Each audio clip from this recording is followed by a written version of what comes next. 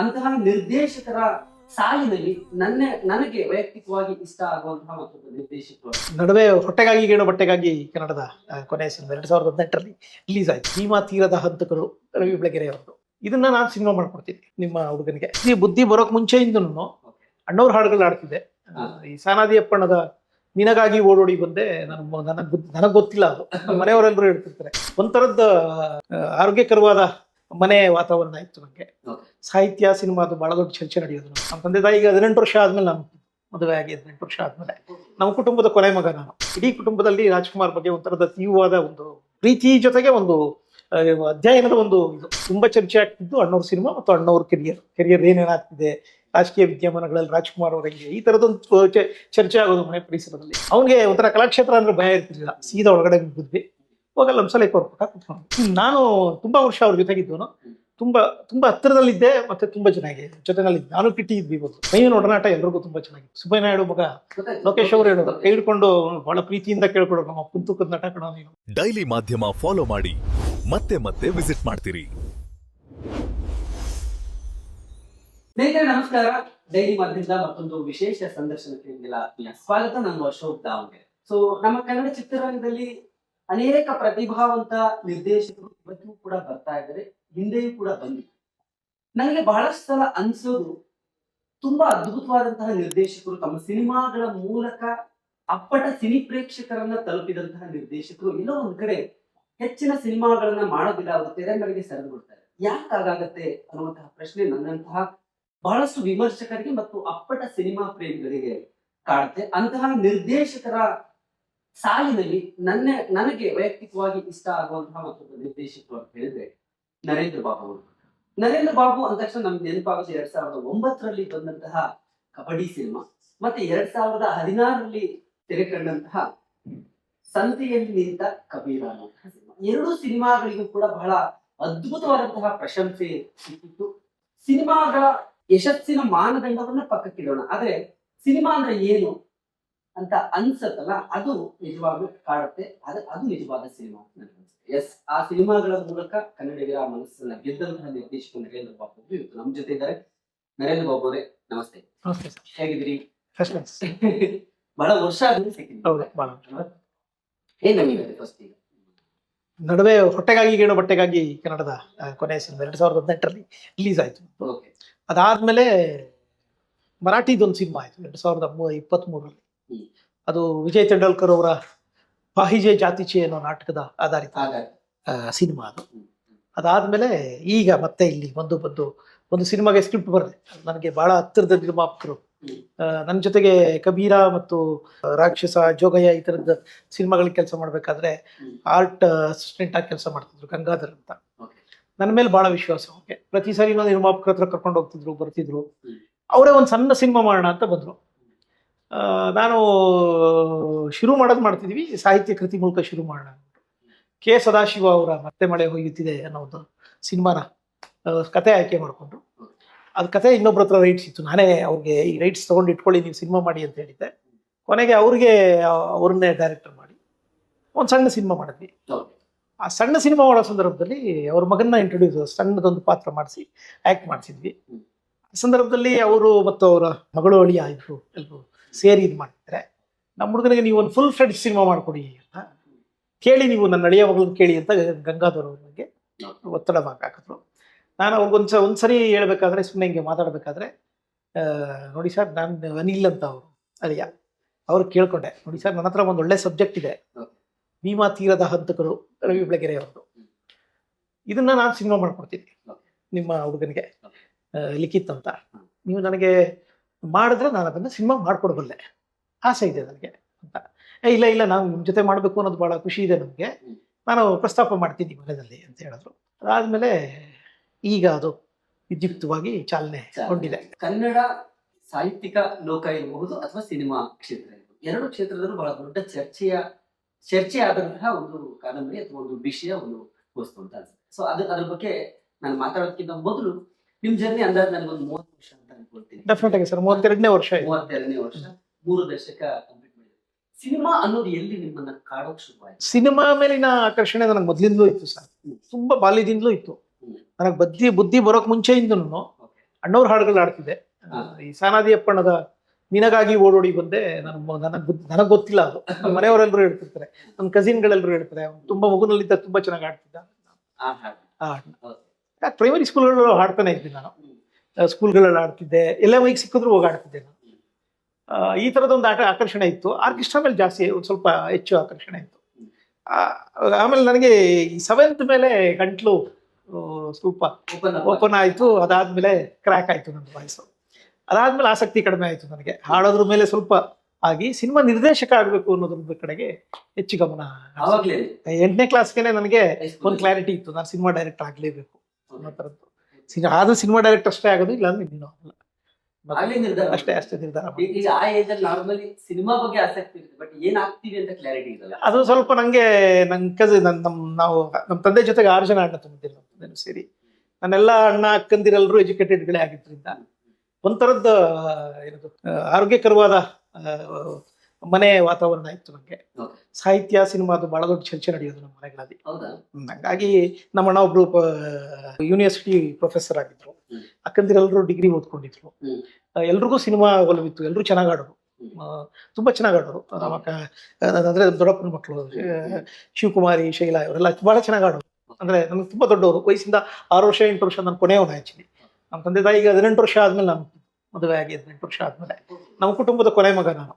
ಹಂಗಾಗಿ ನನ್ನ ಮೇಲೆ ಒಂಥರದ ವಿಶೇಷವಾದ ಪ್ರೀತಿ ಇತ್ತು. ಹಂಗಾಗಿ ನನಗೆ ಇವ್ರದೆಲ್ಲ ಸಿನಿಮಾ ಆಸಕ್ತಿ ನನ್ನ ಮೇಲೆ.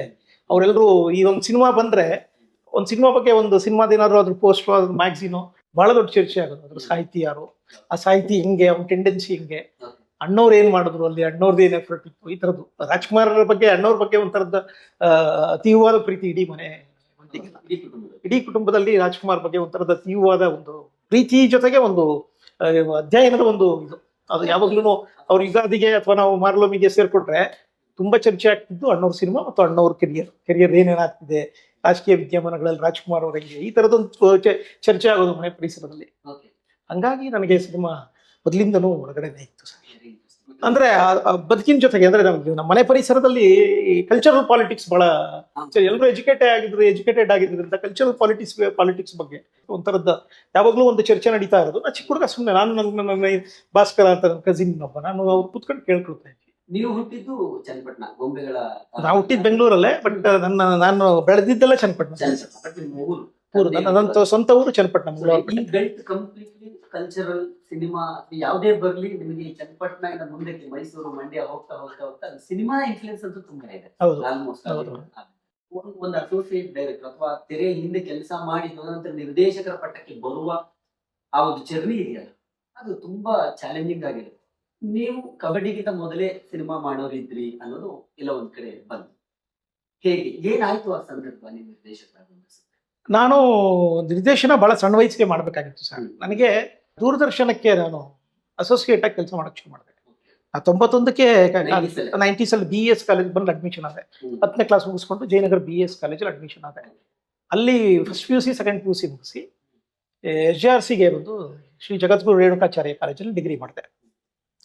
ಆ ಟೈಮಲ್ಲಿ ನನಗೆ ರಂಗಭೂಮಿ ಸೆಳೆತ ಜಾಸ್ತಿ ಇತ್ತು. ನನಗೆ ಗೊತ್ತಿದ್ದ ಒಂದೇ ಜಾಗ, ಕಲಾಕ್ಷೇತ್ರಕ್ಕೆ ಹೋದ್ರೆ ಅಲ್ಲಿಂದ ಸಿನಿಮಾಗೆ ಈಸಿ. ನನಗೆ ಈಸಿ. ಅಲ್ಲಿ ಒಂದ್ಸರಿ ಹಂಸಲೇಖ ಅವ್ರದ್ದು ಯಾವುದೋ ಒಂದು ಕಾರ್ಯಕ್ರಮ ನಡೀತಾ ಇತ್ತು. ಬಸ್ಸಲ್ಲಿ ಹಿಂಗೆ ಹೋಗ್ತಿದ್ದವನು, ನಂದು BS ಇಂದ ನಮ್ದು ಪ್ರಕಾಶ್ ನಗರದಲ್ಲಿ ನಮ್ಮ ಸೋದರ ಮಾವನ ಮನೆ ಇತ್ತು. ಅಲ್ಲಿರೋದು, ಊರಲ್ಲಿರೋದು, ಹಿಂಗೆ ಈ ಥರದ ದಿನ ಮಾಡ್ಕೊಳ್ತಿದ್ದೆ. ಸೊ ಬಸ್ ಸೀದಾ ನಾನು ನನ್ನ ಫ್ರೆಂಡ್ ರಾಮ್ ಪ್ರಸಾದ್ ಅಂತ ಇದ್ವಿ, ಅವನಲ್ಲಿ ತಿಗಡರಪೇಟೆ ಹುಡುಗ, ಅವ್ನು ಕರ್ಕೊಂಡು ಹೋದ ನನ್ನ. ಅವನಿಗೆ ಒಂಥರ ಕಲಾಕ್ಷೇತ್ರ ಅಂದ್ರೆ ಭಯ ಇರ್ತಿರ್ಲಿಲ್ಲ. ಸೀದಾ ಒಳಗಡೆ ಬಿದ್ವಿ, ಹೋಗಲ್ಲ ಹಂಸಲೇಖ ಅವ್ರ ಪಕ್ಕ ಕುತ್ಕೊಂಡ್ವಿ. ಅಲ್ಲಿ ನನಗೆ ಮೈನನ್ ಪರಿಚಯ ಆಯಿತು. ಮೈನಾ ಚಂದ್ರಶೇಖರ್ ಅಂತ. ಮೈನಾ ಚಂದ್ರ ಕನ್ನಡ ರಂಗಭೂಮಿ ಕಂಡ, ಹವ್ಯಾಸಿ ರಂಗಭೂಮಿ ಕಂಡ ಅಪ್ರತಿಮ ನಟರಲ್ಲಿ ಅವನು. ಅವ್ರ ಜೊತೆಗೆ ನಾನು ಒಂದು ವರ್ಷ 10 ವರ್ಷಗಳ ಕಾಲ ಅವ್ರ ಗರಡಿನಲ್ಲಿ ಪಳಗಿದೆ ಸರ್. ನನ್ನ ಗುರು, ನನ್ನ ಏನು ರಂಗಭೂಮಿ, ಸಿನಿಮಾ ಎಲ್ಲವನ್ನೂ ನನಗೆ. ಹೌದು, ನಾನು ತುಂಬಾ ವರ್ಷ ಅವ್ರ ಜೊತೆಗಿದ್ದವನು. ತುಂಬಾ ಹತ್ತಿರದಲ್ಲಿದ್ದೆ, ಮತ್ತೆ ತುಂಬಾ ಜೊತೆನಲ್ಲಿದ್ದೆ. ನಾನು ಕಿಟ್ಟಿ ಇದ್ವಿ ಇವತ್ತು, ಶ್ರೀನಗರ ಕಿಟ್ಟಿ ನಾನು ಇದ್ವಿ. ಶ್ರೀನಗರ ಕಿಟ್ಟಿ ನನಗಿಂತ 2 ವರ್ಷ ಚಿಕ್ಕವನು. ಕಪ್ಪೆಬಾವಿ ನಕ್ಷತ್ರ ಅಂತ ನಾಟಕ ಮಾಡಿ ಬಹಳ ಫೇಮಸ್ ಅವನು ಆ ಕಾಲಕ್ಕೆ. ಮಾಸ್ಟರ್ ಮಂಜು ಬರೋರು ತುಂಬಾ ಚೆನ್ನಾಗಿ ಅಲ್ಲಿ ಬಂದು ಮೈನ ಜೊತೆಗೆ. ಮೈನ ಒಡನಾಟ ಎಲ್ರಿಗೂ ತುಂಬಾ ಚೆನ್ನಾಗಿತ್ತು. ಸುಬ್ಬಯ್ಯ ನಾಯ್ಡು ಮಗ ಲೋಕೇಶ್ ಅವರು ಹೇಳೋದು, ಕೈ ಹಿಡ್ಕೊಂಡು ಬಹಳ ಪ್ರೀತಿಯಿಂದ ಕೇಳ್ಕೊಡೋರು, ನಮ್ಮ ಕುಂತುಕದ ನಟ ಕಣೋ ನೀನು ಮೈನ ಅಂತ ಹೇಳೋರು. ಅದನ್ನ ನಾನು ನೋಡಿದ್ದೆ. ಅಷ್ಟು ದೊಡ್ಡ ನಟ.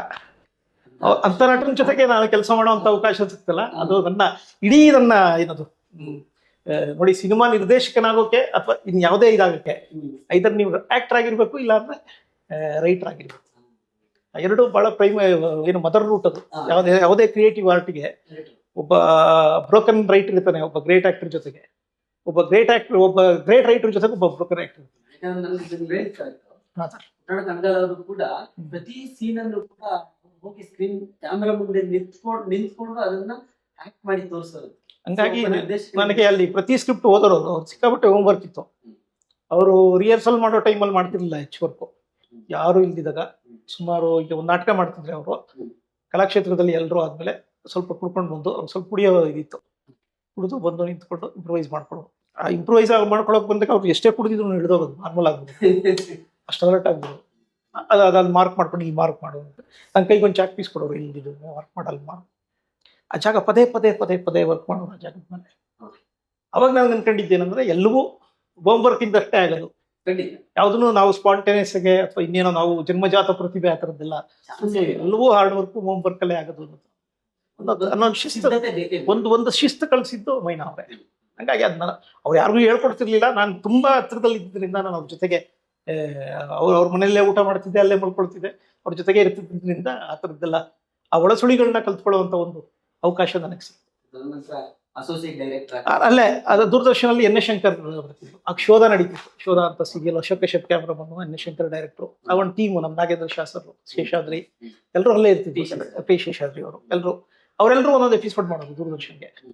ನಳಿನಿ ರಾಮಣ್ಣ ಅಂತ ಬಹಳ ದೊಡ್ಡ ಡೈರೆಕ್ಟ್ರು ದೂರದರ್ಶನಲ್ಲಿ, ಅವರು ನಾನು ಸ್ಮರಿಸ್ಕೋಬೇಕು ನನ್ನ ಇದಕ್ಕೆ. ನನಗವಾಗ ಕಾಲೇಜ್ ಇರ್ತಿತ್ತು, ನಾನು ಇವರೆಲ್ಲರೂ ಯಾರು ಶುರು ಮಾಡಿದ್ರೆ ಸ್ಕ್ರಿಪ್ಟ್ ನೋಡ್ತಿದ್ದೆ. ನಾನು ಸ್ಕ್ರಿಪ್ಟಲ್ಲಿ ಸ್ಟ್ರೆಂತ್ ಇದ್ರೆ ನಾನು ವರ್ಕ್ ಮಾಡ್ತಿದ್ದೆ, ಸ್ಕ್ರಿಪ್ಟ್ ಸ್ಟ್ರೆಂತ್ ಇಲ್ಲ ಅಂದರೆ ಇಲ್ಲ ಸರ್, ನಾನು ಕಾಲೇಜಿಗೆ ನನಗೆ ರಜಾ ಕೊಡಲ್ಲ ಅಂತ ಜಾರ್ಕೊಂಡ್ಬಿಡ್ತಿದ್ದೆ. ಅದು ಒಂದ್ಸರಿ ಅದು ಚಿತ್ರಗೀತೆಗಳಿಂದಾಗಿ ಮನೆಯಲ್ಲಿ ಅಣ್ಣ ಅಕ್ಕಂದಿರಲ್ಲ, ಚಿತ್ರಗೀತೆಗಳು ಬಹಳ ಚೆನ್ನಾಗಿ ಹಾಡ್ತಿದ್ರಿಂದ ಆ ಚಿತ್ರಗೀತೆಗಳು ಕೇಳಿ ನನಗೆ ಸಾಹಿತ್ಯದ ಒಂದು ಬಹಳ ಬೇಗ ಗ್ರಾಸ್ಪ್ ಮಾಡ್ಕೊಳ್ತಿದ್ದೆ. ಒಳ್ಳೆ ಸಾಹಿತ್ಯ ಯಾವುದು, ಕೆಟ್ಟ ಸಾಹಿತ್ಯ ಯಾವುದು ಇದು ಗೊತ್ತಾಗೋದು. ಯಾಕಂದ್ರೆ ಆ ಚರ್ಚೆಗಳ ಜೊತೆಗೆ ಮನೆಯಲ್ಲಿ ಇರ್ತಿದ್ನಲ್ಲ ಚಿಕ್ಕ ನಾನು, ಅದನ್ನ ಇಟ್ಕೊಂಡಿದ್ರೆ ಇಲ್ಲ. ನರೇಂದ್ರ ಬಾಬು ಅಂದಷ್ಟು ಎರಡು ಸಿನಿಮಾ ಅಂತೂ ಯಾರು ಕೇಳಿದ್ರು ಹೇಳ್ತಿದ್ರು, ಒಂದು ಕಬಡ್ಡಿ, ಇನ್ನೊಂದು ಸಂತೆಯಲ್ಲಿ ಕಬೀರ. ನಿಮಗೆ ಕ್ರೀಡೆ ಬಗ್ಗೆ ತುಂಬಾ ಆಸಕ್ತಿ? ನಾನು ಒಳ್ಳೆ ಪ್ಲೇಯರ್ ಅಲ್ಲ, ಬಟ್ ಕಬಡ್ಡಿನಲ್ಲಿ ನನ್ನ ಪಾರ್ಟಿಸಿಪೇಷನ್ ಇರೋದು. ಅಂದ್ರೆ ವೆಯ್ಟ್ ಇದ್ದದ ಕಾರಣಕ್ಕೆ ಕಬಡ್ಡಿಗಳಲ್ಲಿ ಯಾವಾಗ್ಲೂ ಅಪೋಸಿಟ್ ಟೀಮ್ಗಳಿಗೆ ಒಂದು ವೆಯ್ಟ್ ಕಾಣ್ಲಿ, ಪ್ಲೇಯರ್ಗಳು ವೆಯ್ಟ್ ಕಾಣ್ಲಿ ಅಂತ ನನ್ನ ಆಡಿಸೋದು. ನಾನೇ ತುಂಬಾ ಒಳ್ಳೆ ಪ್ಲೇಯರ್ ಅಲ್ಲ, ನನ್ನ ಜೊತೆಗೆ ತುಂಬಾ ಒಳ್ಳೆ ಪ್ಲೇಯರ್ಗಳಿದ್ರು. ಇನ್ಫ್ಯಾಕ್ಟ್ ನಮ್ಮೂರಲ್ಲಿ ಒಂದು ಒಳ್ಳೆ ಟೀಮ್ ಇತ್ತು. ನಮ್ಮೂರು ಮಂಗಳವಾರಪೇಟೆ ಅಂತ, ಕೇರಿಯವರು. ನಮ್ಮೂರಲ್ಲಿ ಇನ್ನೊಂದು ಟೀಮ್ ಇತ್ತು. ಇಡೀ ತಾಲೂಕಿನ ಜನ ಎಲ್ಲ ಸೇರಿ ಪ್ರತಿಭಾವಂತ ಆಟಗಾರರು ಒಂದು ಟೀಮಲ್ಲಿ ಆಡೋದು. ನಮ್ಮೂರಿನ ಕೇರಿ ಆಟಗಾರರಷ್ಟೇ ನಾವು ಒಂದು ಟೀಮಲ್ಲಿ ಆಡ್ತೀವಿ. ಅರುಣಾ ಸ್ಪೋರ್ಟ್ಸ್ ಕ್ಲಬ್ ಅಂತ ನಮ್ದಿತ್ತು. 7 ಸ್ಟಾರ್ ಅಂತ ಊರಿಂದಿತ್ತು. ಪ್ರಾಯಶಃ ಸೀಮೆನಲ್ಲಿ ಬಹಳ ಫೇಮಸ್. ಮಂಡ್ಯದಿಂದ ಹಿಡಿದು ಈ ಬೆಂಗಳೂರು ಗ್ರಾಮೀಣ ಮತ್ತು ಮಂಡ್ಯ ಗ್ರಾಮೀಣ ಪ್ರದೇಶದಲ್ಲಿ ಬಹಳ ಫೇಮಸ್ ಪ್ಲೇಯರ್ಗಳಿದ್ದಂಥ ಟೀಮ್ಗಳು. ಆ ಎರಡು ಟೀಮ್ಗಳ ನಡುವೆ ಆಟ ನಡೆದ್ರೆ ಅದು ಹೆಚ್ಚು ಕಡಿಮೆ ಒಂದೊಂದು ಪಾಯಿಂಟ್ಗೂ ಸೋಲು ಗೆಲುವು ಸಹಜವಾದ. ಅದು ಒಂದೊಂದು ಪಾಯಿಂಟ್ಗೂ ಸಿಕ್ಕಾಪಟ್ಟೆ ಇದಾಗೋದು. ಅದು ಈ ಒಂದು ಊರಿನ ತಾಲೂಕಿನ ಪ್ರತಿಭಾವಂತರು ಅಷ್ಟು ಜನ ಕಡೆ ಇತ್ತು. ನಾವು ಬರೀ ಒಂದು ಕೇರಿಯ 7 ಜನ ಆಟಗಾರರು ಟಗ್ ಆಫ್ ವಾರ್ ಇತ್ತಲ್ಲ, ಅದರಲ್ಲಿ ರೋಮಾಂಚನ ಆಗೋದು ನನಗೆ. ನಮ್ಮ ಪ್ರತಿ ಸೋತಕ್ಕೆ ಹಿಗ್ಗೋದು, ಪ್ರತಿ ಸೋತಕ್ಕೆ ಕುಗ್ಗೋದು, ಇದ್ರ ಜೊತೆಗೆ ಬೆಳೆದಿದ್ದೆ ನಾನು. ಹಂಗಾಗಿ ಅದ್ರದ್ದು ಇನ್ಫ್ಲೂಯೆನ್ಸ್ ಇದ್ದೇ ಇತ್ತು ನನಗೆ. ಕಬಡ್ಡಿ ಇನ್ಫ್ಲೂಯೆನ್ಸ್ ಬಹಳ ಇತ್ತು ನನಗೆ. ಹಂಗೆ ಅದೊಂದು ಫಸ್ಟ್ ಸಿನಿಮಾ ಆಯ್ತು. ಲಕ್ಕಿಲಿ ನನಗೆ ಅದು ಫಸ್ಟ್ ಸಿನಿಮಾ ನನ್ನದು ಆಗಿರ್ಲಿಲ್ಲ. ದೂರದರ್ಶನಲ್ಲಿ ನನಗೆ ತುಂಬಾ ಹೆಸರು ಬಂದ್ಬಿಡ್ತು. ಮಾಸ್ಟರ್ ಮಂಜು ಒಂದು ಡೈರೆಕ್ಟ್ ಮಾಡಿದ್ರು, ಅಮಾಸೆ ಅಂತ ಫಸ್ಟ್ ಒಂದು ಮಾಡಿದ್ರು. ಅದು ಸ್ಕ್ರಿಪ್ಟ್ ಇಷ್ಟ ಆಗಿರಲಿಲ್ಲ, ಜಾರ್ಕೊಂಡಿದ್ದೆ ನಾನು. ಆಮೇಲೆ ದ್ರೋಹ ಅಂತ ಒಂದು ಮಾಡಿದ್ರು, ಸ್ಕ್ರಿಪ್ಟ್ ಇಷ್ಟ ಆಗಿರಲಿಲ್ಲ. ಆಮೇಲೆ ಅಮಾಸೆ ಅಂತ ಮಾಡಿದ್ರು, ಮೈನನ್ ಲೀಡಲ್ಲಿ ಇಟ್ಕೊಂಡು. ಆ ದೂರದರ್ಶನ್ ಟೇಪ್ ಕೊಡಕ್ಕೆ ಹೋದಾಗ ಒಂದು ಸಣ್ಣ ಇನ್ಸಿಡೆಂಟ್ ಆಯ್ತು. ಅದೇನು ಅಂದ್ರೆ, ನಳಿನಿ ರಾಮಣ್ಣ, ಉಷಾಕಿಣಿ ಮೇಡಮ್ ಇದ್ರು. ಅವ್ರು ಅವಾಗ ನಳಿನಿ ರಾಮಣ್ಣ ಮತ್ತು ಉಷಾಕಿಣಿ ಇಬ್ರು ಸೇರಿ ಡಿಸೈಡ್ ಮಾಡೋದು ದೂರದರ್ಶನ್. ನಾನು ಇನ್ನೂ ಅಸೋಸಿಯೇಟ್ ಆಗ್ತಿದ್ದೆ. ನಾನು ಇದ್ದೆ, ಮಂಜು ಹೋದ್ರು ಒಳಗಡೆ ಹೋದ್ರೆ ಅವ್ರ ದ್ರೋಹ ಬಗ್ಗೆ ಒಂಥರದ್ದು ಏನದು ಅಸಮಾಧಾನ ಆಯ್ತು ಅವ್ರಿಗೆ, ಚೆನ್ನಾಗಿರ್ಲಿಲ್ಲ ಅಂತ. ನಾನು ಅದೇ ಕಾರಣಕ್ಕೆ ಜಾರ್ಕೊಂಡಿದ್ದೆ, ಅದಕ್ಕೆ ಕೆಲಸ ಮಾಡಿರಲಿಲ್ಲ. ಆಮೇಲೆ ಅಮಾವಾಸ್ಯೆ ಕೆಲಸ ಮಾಡ್ಬೇಕಾದ್ರೆ ಅವ್ರು ಕೇಳಿದ್ರು, ನೋಡ್ತಾ ಇದ್ರು, ಇದಕ್ಕೆ ಅಸೋಸಿಯೇಟ್ ನರೇಂದ್ರ ಬಾಬು. ಉಷಾಕಿಣಿ ಅಲ್ಲಿಂದ ಹೇಳಿದ್ರು, ಹಂಗಂದ್ರೆ ಇದು ಒಳ್ಳೆ ಪ್ರೋಗ್ರಾಮ್ ಆಗುತ್ತೆ ಅಂತ. ಅಷ್ಟು ನಂಬಿಕೆ. ಮಾಸ್ಟರ್ ಮಂಜು ಡಿಸ್ಟರ್ಬ್ ಆದ್ರು. ಮಾಸ್ಟರ್ ಖ್ಯಾತಿಯ ಮಂಜು ಡಿಸ್ಟರ್ಬ್ ಆದ್ರು. ಅಲ್ಲಪ್ಪ, ನಾನು ದೊಡ್ಡ ಸಿನಿಮಾ ಮಾಡಿದ್ದೀನಿ, ಅಷ್ಟು ದೊಡ್ಡ ಲೊಕಾರ್ನೋ ಫೆಸ್ಟಿವಲ್ ಇಂದ ಹಿಡಿದು ಇಡೀ ಕಪೋಲೋ ಫ್ಯಾಮಿಲಿ ನನ್ನ ಹೆಗ್ಲ ಮೇಲೆ ಕೂರಿಸ್ಕೊಂಡು ಕೂತಿದ್ದೆ ಅಂದ್ರೆ ಹೌದು. ಲೊಕಾರ್ನೋ ಫೆಸ್ಟಿವಲ್ ಅಲ್ಲಿ ಕಪೋಲೋ ಗಾಡ್ ಫಾದರ್ ಫ್ಯಾಮಿಲಿ ಅವರು ಪೂರ್ತಿ ನನ್ನ ಜೊತೆಗೆ ಲಬರ್ಟಿನವರು ಆಪೆಚಿನೋ ಸಮೇತವಾಗಿ ನನ್ನ ಜೊತೆಗೆ ಫೋಟೋ ಹೊಡಿಸ್ಕೊಟ್ರು. ನಿನ್ನನ್ನ ನೋಡಿ ನನ್ನ ಪ್ರೋಗ್ರಾಮ್ನ ಡಿಸೈಡ್ ಮಾಡೋ ಥರದ್ದು ಆಯ್ತಲ್ಲ ಅಂತ ಸ್ವಲ್ಪ ಆ ಕ್ಷಣಕ್ಕೆ ಡಿಸ್ಟರ್ಬ್ ಆದ್ರು. ಆಮೇಲೆ ಜೊತೆಯಲ್ಲೇ ಬಂದ್ವಿ, ಇಲ್ಲ ಬಿಡಿ ಸರ್ ಅದು ನಾನು ಹೇಳಿದೆ ಇಲ್ಲ ಆ ಥರದ್ದು ಸುಮ್ಮನೆ ಆ ಥರದ್ದೆಲ್ಲ ಈ ಥರದ್ದು ನಾನು ಸ್ವಲ್ಪ ಸಮಾಧಾನ ಮಾಡೋಕ್ಕೆ ಪ್ರಯತ್ನ ಮಾಡಿದೆ. ಅವ್ರು ಹೇಳೋದು ನೀನು ಸುಮ್ಮನೆ ಕೂತ್ಕೊಂಡ್ರೆ ಪ್ರಯೋಜನ ಇಲ್ಲ, ಅಷ್ಟೊಂದು ನೀವೊಂದು ಎಪಿಸೋಡ್ ಮಾಡೋದು ನಿಮ್ಗೆ ಹೆಸರಿದೆ ಅಂತ. 96 ಅವಾಗ ನಾನು ಫೈನಲ್ ಇಯರ್ ಡಿಗ್ರಿನಲ್ಲಿದ್ದೆ. ನಾನು ಅವಾಗ ಏನು ಮಾಡಿದೆ, ನಾನು ತೊಗೊಂಡು ಬಂದು ನನ್ನ ಪ್ರಪೋಸಲ್ ಕೊಟ್ಟಾಗ ನನ್ನ ಫ್ರೆಂಡ್ ನನ್ನ ಕ್ಲಾಸ್ಮೇಟ್ಗಳು ಸೇರಿ ಪ್ರೊಡ್ಯೂಸ್ ಮಾಡಿದ್ರು. ಎಲ್ಲರೂ 5,000 ಗೋಪಿ ಅನ್ನೋನು ಒಂದು 15,000 ನನ್ನ ಹತ್ರ ಸ್ವಲ್ಪ ದುಡ್ಡಿತ್ತು, ಎಲ್ಲ ಸೇರಿ ಒಂದು 26,000-27,000ದಲ್ಲಿ ಒಂದು ಎಪಿಸೋಡ್ ಡೈರೆಕ್ಟ್ ಮಾಡಿದೆ 96 ಅಲ್ಲಿ. ದನಿ ಅಂತ ಶಾರ್ಟ್ ಫಿಲ್ಮ್, ಅರ್ಧ ಗಂಟೆದು. ಅದು ನಮ್ಮ ಜ್ಞಾನಮೂರ್ತಿ ಕ್ಯಾಮ್ರಾಮನ್ನು, ನಮ್ಮ ಗುಣ ಸರ್ ಎಡಿಟ್ರು ಗುಣಶೇಖರನ್. ನಮ್ಗೆಲ್ರಿಗೂ ಎಡಿಟಿಂಗನ್ನ ಅಥವಾ ಸಿನಿಮಾನ ಎಸ್ಥೆಟಿಕ್ಸ್ನ ಅಚ್ಚುಕಟ್ಟಾಗಿ ಕಲಿಸಿದವರು. ಇಡೀ ನಮ್ಮ ಕಲಾಕ್ಷೇತ್ರದ ಬಳಗಕ್ಕೆ ಸಿನಿಮಾ ಸ್ಕೂಲ್, ನಾವ್ಯಾರು ಸಿನಿಮಾ ಸ್ಕೂಲಲ್ಲಿ ಓದ್ದವ್ರು. ಅವ್ರು ಅಡೆಯಾರ್ ಚೆನ್ನೈ ಇನ್ಸ್ಟಿಟ್ಯೂಟ್ ಇದವರು ಇಂಡಿಯನ್ ಇದ್ರ ಮೇಲೆ ಫಸ್ಟ್ ಲೈವ್ ಶೂಟ್ ಮಾಡಿದ್ರು ಅವರು ನ್ಯೂಸ್ನ. ಅಷ್ಟು ದೊಡ್ಡ ಎಡಿಟರ್ ಅವರು ನಮಗೆ ರೂಪಿಸಿದ್ರು. ಅವ್ರ ಮೂಲಕ ನಾವೆಲ್ಲ ಸಿನಿಮಾದಲ್ಲಿ ಇದಾದ್ವಿ, ಅವ್ರು ಎಡಿಟ್ ಮಾಡಿದ್ರು. ಅದಾದ್ಮೇಲೆ ಏನಾಯ್ತು ಸರ್, ನನಗೆ 1 hour ಫಿಲ್ಮ್ ಮಾಡಿದೆ. ಮೆಗಾ ಸೀರಿಯಲ್ಲು ಬಂದಿತ್ತು ನನಗೆ, ಕಾದಂಬಿನಿ ಅಂತ. ಅಂದ್ರೆ ಯಂಗೆಸ್ಟ್ ಮೆಗಾ ಸೀರಿಯಲ್ ಡೈರೆಕ್ಟರ್ ಅದೇನಾದ್ರು ಆಗಿದ್ದಿದ್ರೆ. ಆದ್ರೆ ಒತ್ತಡಗಳ ನಡುವೆ ಮಾಡೋಕ್ಕಾಗಿಲ್ಲ, ಹೊರಗಡೆ ಬಂದೆ. ಬಟ್ ನೀವು ಡೈರೆಕ್ಟರ್ ಆದ್ಮೇಲೆ ಕೂಡ ಹೆಚ್ಚು ಸಿನಿಮಾ ಮಾಡಿ. ನಾನು ಭಾಳ ಚೂಸಿ ಸರ್, ನಾನು ಭಾಳ ಚೂಸಿ ಆಗಿರ್ತೀನಿ.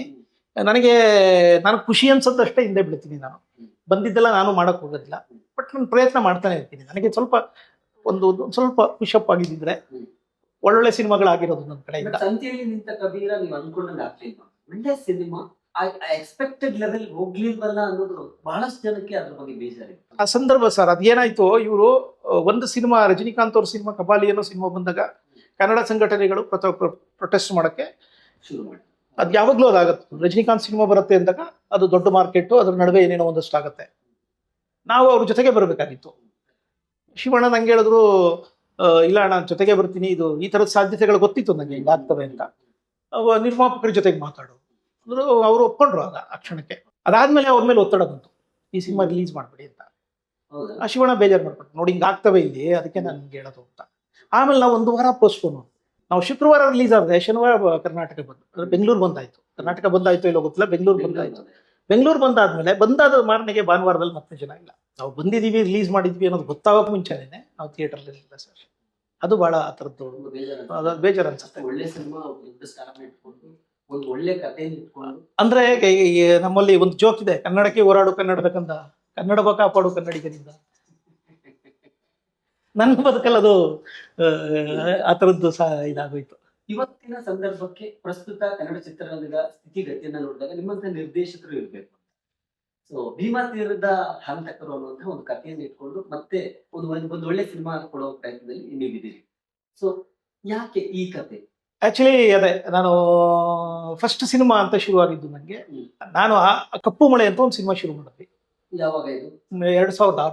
ನಾಟಕ ಮಾಡ್ತಿದ್ವಿ.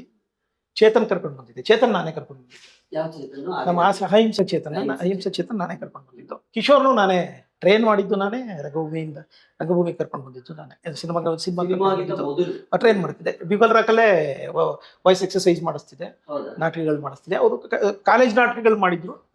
ಅದಾದ್ಮೇಲೆ ನನಗೆ ಸ್ವಲ್ಪ ಸಿನಿಮಾಗೆ ಅಂತ ಮಾಡಿದ್ಮೇಲೆ, ಅದಾದ್ಮೇಲೆ ಬಿ ಸುರೇಶ್ ಅವ್ರದ್ದೊಂದು ಪಿಲ್ಲರ್ಸ್ ಮಾಡಬೇಕಾಗಿತ್ತು. ಹೌಸಿಂಗ್ ಬೋರ್ಡು ಫ್ಲಾಟ್ ಮಾಡ್ತಾ ಇದ್ರು ಅವಾಗ ನಾನು ಮೆಗಾ ಸೀರಿಯಲ್ ಮಾಡ್ದೇನೆ ಹೋಗಿದ್ದರಿಂದ ಮತ್ತೆ ನಾನು ಕರೆದ್ರು, ಬರ ಮತ್ತೆ ರಣಜಿ ಆಡಿಸ್ತೀನಿ ಅಂತ ಕರೆದ್ರು. ಫೋನ್ ಮನೆ ಕಬಡ್ಡಿ ಆಡ್ಕೊಂಡು ಮನೇಲಿದ್ದೆ ನಾನು. ಫೋನ್ ಬಂತು, ಮನೆಗೆ ಬಂದೆ ವಾಪಸ್ಸು. ಇದು 5 ಫಿಲ್ಲರ್ಸ್ ಅಂತ ಬರೋದು ದೂರದರ್ಶನ, 2 ನಿಮಿಷ 3 ನಿಮಿಷ. ಅದನ್ನ ಮಾಡ್ಕೊಡೋದು ನನಗೆ ಅಂತ. ಅದನ್ನ ಮಾಡಿದಾಗ ನಾನೊಂದು ಟೀಮ್ ಮಾಡ್ಕೊಂಡೆ. ಮತ್ತೆ ಜ್ಞಾನಮೂರ್ತಿನೇ ಕೆಲಸ ಮಾಡೋದು ಜೊತೆಗೆ, ಕಿಶೋರು, ದಸ್ಕುಮಾರು, ಇವ್ರನ್ನೆಲ್ಲ ಆಕ್ಟ್ ಮಾಡಿಸೋದು ಅಂತ ಮಾಡಿ ಒಂದೊಂದು ಫಿಲ್ಲರ್ ಮಾಡಿಸ್ದೆ. ಅಲ್ಲಿ ಕಿಶೋರ್ ಫಸ್ಟ್ ಟೈಮು ಸ್ಕ್ರೀನ್ಗೆ ತೋರಿಸಿದ್ದು. ಅಲ್ಲಿ ಸ್ವಲ್ಪ ಏನಾಯ್ತು, 1 ಗಂಟೆ ಶೂಟಿಂಗು, ರಾತ್ರಿ 1 ಗಂಟೆ. ಆವಾಗ ನಮ್ಮ SV ಶಿವಕುಮಾರು ಸ್ವಲ್ಪ ರೇಗಾಡಿದ್ರು ನನ್ನ ಮೇಲೆ, ಯಾರಾದರೂ ಒಳ್ಳೆ ಆ್ಯಕ್ಟಿಂಗ್ ಕರ್ಕೊಂಡು ಬರೋದಿಲ್ವಾ, ಒಂದು 500 ಜಾಸ್ತಿ ಹೋದ್ರೂ ಪರವಾಗಿಲ್ಲ, ನಮ್ಮ ಟೈಮ್ ಸೇವ್ ಆಗುತ್ತೆ. ಯಾಕೆ ಕಿಶೋರ್ ಅವ್ರು ಸ್ವಲ್ಪ ಟೈಮ್ ತಗೊಂಡ್ರು. ಫಸ್ಟ್ ಟೈಮ್ ಸ್ಕ್ರೀನ್ ಇದಾಗ್ತಿದೆ. ಜ್ಞಾನಮೂರ್ತಿನೂ ಅವಾಗಷ್ಟೇ ಮನ್ವಂತರ ಮಾಡ್ತಿದ್ರು, ಬೇಜಾರು ಮಾಡ್ಕೊಬಿಟ್ರು. ನನಗೆ ಆವಾಗ ಏನಾಗೋಯ್ತು, ನನಗೆ ಒಂಥರ ಇವನು ತುಂಬ ಡಿಪ್ರೆಸ್ ಆಗ್ಬಿಟ್ಟ. ಯಾರು ಕಿಶೋರ್ ತುಂಬಾ ಡಿಪ್ರೆಸ್ ಆಗ್ಬಿಟ್ಟ. ಆಮೇಲೆ ಎಡಿಟಿಂಗ್ ಮಾಡ್ತಿದ್ದೆ, ನೀನ್ ಬಾ ನೀನು ಅಂತ ಕರೆದಾದ್ಮೇಲೆ ಅವನಿಗೆ ಬಂದ, ನಮ್ದು ಮೀಡಿಯಾ ಹೌಸ್ ಇತ್ತಲ್ಲ ಅಲ್ಲಿಗೆ ಬಂದ. ಅವನು ಅವ್ರ ಶ್ರೀಮತಿ ಇಬ್ಬರು ಬಂದ್ರು, ವಿಶಾಲಾಕ್ಷಿ. ಬಂದಾಗ ತೋರಿಸ್ದೆ, ನೋಡು ನಿನ್ ಜೆಸ್ಚರ್ ತುಂಬಾ ಚೆನ್ನಾಗಿದೆ, ಈ ಆಂಬಿಯನ್ಸ್ ನಿಂಗೆ ಒಗ್ಗಬೇಕು. ನೀನ್ ನಾನು ನೀನು ಇದ್ದಾಗ ಏನೋ ಮಾಡ್ಕೊಳ್ತೀವಿ, ಕಾಲೇಜಲ್ಲಿ ನಾಟಕ ಮಾಡ್ತಿದ್ವಿ, ಅದೇ ನನ್ನ ಇದು ಮಾಡ್ಕೊಳ್ತಿದ್ದೆ. ಇದು ಇಷ್ಟು ಫ್ರೀ ಆಗಬೇಕು ನೀನು, ಫ್ರೀ ಆದ್ರಷ್ಟೇ ನೀನು ಆ್ಯಕ್ಟಿಂಗ್ ಮಾಡೋಕ್ಕೆ ಸಾಧ್ಯ. ನೀನು ಅಷ್ಟು ಜನ ಇದ್ದಾಗ ಅಷ್ಟು ಜನರನ್ನು ಮರೆತರಷ್ಟೇ ನೀನು ಅಭಿನಯಿಸ್ಬೋದು. ಅಷ್ಟು ಜನ ಇದ್ರೂ ಅವ್ರು ನೀನು ಧೈರ್ಯವಾಗಿ ಆ ಸಬ್ ಕಾನ್ಷಿಯಸ್ ಲೆವೆಲ್ ಚೆನ್ನಾಗಾಗಬೇಕು. ಆಮೇಲೆ ಓದ ಅವನು. ಅದಾದ್ಮೇಲೆ ಕಂಠಿ ಬಂತು. ಕಂಠಿ ಆದ್ಮೇಲೆ ನಾಟಕ ಮಾಡ್ತಿದ್ವಿ ನಾವು. ಅದು ಹೆಂಗೆ ಅಂದ್ರೆ ರಮ್ಯಾ ಅವ್ರದ್ದು ಡೇಟಿಂಗ್ ಲಿಯೋ ತಾಲ್ಸ್ತಾ ಇತ್ತು ರೆಸರೆಕ್ಷನ್ ಅಂತ ನಾವಲ್, ಅದನ್ನ ಮಾಡ್ಬೇಕು ಅಂತ. ಅವ್ರು ನಂಗೆ ಡಿನು ಮಾರಿಯಬೇಕು, ಹೀರೋ ಮಾಡ್ಬೇಡ. ನಾನು ಹೇಳಿದೆ ಇಲ್ಲ ಮೇಡಮ್, ಕನ್ನಡದ ಸಂವೇದನೆ ಇಲ್ಲ. ನಂಗೆ ಅವರು ಎಂ ಜಿ ರೋಡಲ್ಲಿ ಬೆಲ್ಟ್ ಮಾರೋ ತರ ಕಾಣಿಸ್ತಾರೆ. ಅವ್ರು ರೇಗದ ನಂಗೆ ರೇಗ್ಬಿಟ್ರು ನಂಗೆ. ಒಂದು ಹೀರೋ ತಗೊಂಡ್ ಬನ್ನಿ ನೋಡೋಣ ಸರಿ ಅಂತ ಒಂದ್ಸರಿ ಕಲಾಕ್ಷ ನಾನು ಹುಡುಕ್ತಾನೆ ಇದ್ದೆ. ನನಗೆ ನಮ್ಮ ಸೀಮೆನಲ್ಲಿ ನಮ್ಮ ಹೀರೋಗಳು ಸಿಗಲ್ವಾ ಅನ್ನೋದು ಒಂದು ವಿಶ್ವಾಸ ನಂಗೆ. ಹುಡುಕ್ತಾ ಇದ್ರೆ ಅದು ಕಮ್ಯುನಿಸ್ಟ್ರದ್ದು ಒಂದೇನೋ ಗೋ ಬ್ಯಾಕ್ ಬುಷ್ ಅಂತ ಏನೋ ಒಂದು ಪ್ರೋಗ್ರಾಮ್ ಮಾಡ್ತಿದ್ರು ಸಮುದಾಯದಿಂದ. ಅಲ್ಲಿ ಚೇತನ್ ಕಾಣಿಸಿದ್ ನಂಗೆ. ಸ್ವಲ್ಪ ನಾಟಕ ಗಿಟ್ಕ ಮಾಡೋ ಸಂದರ್ಭದಲ್ಲಿ ಅದು ಉತ್ತೇಶ್ ಅಂತ ಪ್ರೊಡ್ಯೂಸರು, ಅದು ಯಾವ್ದು ಮಿನುಗುತ್ತಾರೆ ಅಂತ ಒಂದು ಸಿನಿಮಾ ಮಾಡಿದ್ರು, ಅವ್ರು ಪ್ರೊಡ್ಯೂಸ್ ಮಾಡ್ಬೇಕಾಗಿತ್ತು ಅದನ್ನ. ಶಿವಮಣಿ ಅವ್ರು ಮಾಡಿದ್ರು, ನಮ್ಮ ಶಿವರಾಜ್ ಹೊಸ್ಕೆರೆ ಅವ್ರ ಡೈರೆಕ್ಟರ್. ಆ ಸಿನಿಮಾ ಉತ್ತೇಶನ್ ಅವ್ರು ಪ್ರೊಡ್ಯೂಸ್ ಮಾಡಿದ್ರು. ಅವ್ರು ಏನ್ ಮಾಡಿದ್ರು, ಆ ಸಿನಿಮಾ ಸ್ವಲ್ಪ ಹಿಂದಾದ್ರಿಂದ ಅವರು ಆ ಸಿನಿಮಾ ನಿಂತಾಯ್ತು. ನಾವು ನಾಟಕ ಮಾಡ್ಕೊಳ್ತಿದ್ವಿ. ಅವಾಗ ಸುಮ್ಮನೆ ಬಂದು ನಾವು ಒಂದು ಸಿನಿಮಾ ಮಾಡ್ಬೇಕು ಅಂತೀವಿ. ಹೌದು, ಸುಮ್ಮನೆ ಕಿತ್ತು. ಆಮೇಲೆ ನಾವು ಶ್ರೀಧರ್ ಅವ್ರ ಹತ್ರ ಹೋದ್ವಿ. ಶ್ರೀಧರ್ ಅವ್ರ ಹತ್ರ ಹೋದ್ಮೇಲೆ ಅವರು ನನಗೆ ಎದೆಗಾರಿಕೆ ಮಾಡ್ಬೇಕು ಅಂತ, ನನಗೆ ಎದೆಗಾರಿಕೆ ಮೇಲೆ ಬಹಳ ಖಂಡಿತ ಮುಂಚೆ ಎದೆಗಾರಿಕೆ. ಅವ್ರು ನಂಗೆ ರೇಸರ್ ಬಾಸು ಅಂತ ಒಂದು ಅವ್ರಿಗೆ ಇಷ್ಟವಾದ ಪಾತ್ರ, ಯಾರಿಗೆ ಶ್ರೀಧರ್ ಅವ್ರಿಗೆ. ಸ್ಲಂಬಾಲ ಬಹಳ ಅವ್ರ ಮಾನಸಿಕ ಗುರು ಸ್ಲಂಬಾಲ. ಈಗ ನನಗೆ ಮೈನ ಹೆಂಗೋ ಶ್ರೀಧರ್ ಅವ್ರಿಗೆ ಸ್ಲಂಬಾಲ ಹಂಗೆ. ಅವ್ರು ಅದನ್ನು ಮಾಡು ಅಂತ. ನಾನು ಅವು ಎರಡು ನೋಡಿದ್ರೆ ನನಗೆ ಅದು ಡೆಪ್ತ್ ಕಾಣಿಸ್ತಿರ್ಲಿಲ್ಲ. ನನಗೆ ಕೊಟ್ರೆ ಎದೆಗಾರಿಕೆ ಕೊಡಿ, ಇಲ್ವಾ ನಂಗೆ ದಾದಾಗಿರಿ ಅಂತ ಕೊಡಿ.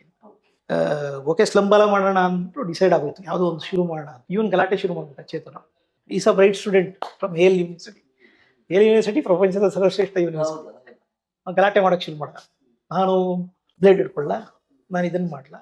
ಕಚ್ಚಾಟದಲ್ಲಿ ನಾನು ಸುಮ್ಮನೆ ಒಂದ್ಸರಿ ಹೇಳ್ದೆ, ಇಲ್ಲ ಬಿಡು, ಅಲ್ಲೊಂದು ಲೆಜಿಟಿಮೇಟ್ ಇದಿದೆ, ಶೇಡ್ ಇದೆ, ಅದನ್ನ ಇಟ್ಕೊಂಡು ಸಿನಿಮಾ ಮಾಡು. ಅವ್ನಿಗೆ ಎಲ್ಲ ದೇಶದ ಸಂವಿಧಾನದ ಎಚ್ಚರಿಕೆ, ಪ್ರಾಕ್ಟಿಕಾಲಿಟಿ ಇರಲಿಲ್ಲ, ಆದರೆ ಥಿಯರಿಟಿಕಲ್ ಆಗಿ ಆಲ್ ನೇಷನ್ಸ್ ಯಾವ ದೇಶದ ರಿಟರ್ನ್ ಅಂಡ್ ಅನ್ರಿಟರ್ನ್ ಕಾನ್ಸ್ಟಿಟ್ಯೂಷನ್ಸ್ ಬಗ್ಗೆ ಅವ್ರಿಗೆ ಆಳವಾದ ಇದಿತ್ತು.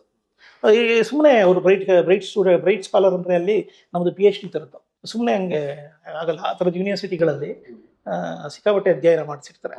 ಆವಾಗ ನಾನೇನು ಮಾಡಿದೆ, ಶ್ರೀಧರ್ ಅವ್ರ ಜೊತೆಗೆ ಚರ್ಚೆ ಆಯಿತು. ಯಾವ್ದು ಮಾಡೋದು ಅಂದರೆ ಲೆಜಿಟಿಮೇಟ್ ಶೇಡ್ ಜೊತೆಗೆ ಆ ದಿನಗಳು ಮಾಡೋದು ಅಂತ. ದಿನಗಳು ಇಲ್ಲ, ಆ ಕಪ್ಪು ಮಳೆ ಅಂತ ಅವಾಗ ಶುರುವಾಗಿದ್ದು. ಡಿಸ್ಕಷನ್ ಶುರು ಆಯಿತು, ಎಲ್ಲವೂ ಆದಮೇಲೆ ನಾನು ಕೊನೆಯ ಘಟ್ಟದಲ್ಲಿ ನಾನು ಅಲ್ಲಿ ಇರೋಕ್ಕಾಗಲಿಲ್ಲ, ಕಾರಣಾಂತರಗಳಿಂದ ನಾನು ಹೊರಗಡೆ ಬಂದೆ. ಆ ಪ್ರಾಜೆಕ್ಟ್ನಿಂದ ಹೊರಗಡೆ ಬಂದೆ. ಆಮೇಲೆ ಚೈತನ್ಯ ಅನ್ನೋರು ಯಾರೋ ಬಂದರು, ಆಮೇಲೆ ನಾನು ಹೊರಗಡೆ ಬಂದ್ಬಿಟ್ಟೆ. ನನಗೆ ಆ ಸಂದರ್ಭದಲ್ಲಿ ನಾನು ಸ್ವಲ್ಪ ಡಿಪ್ರೆಷನ್ ಆಗುತ್ತೆ.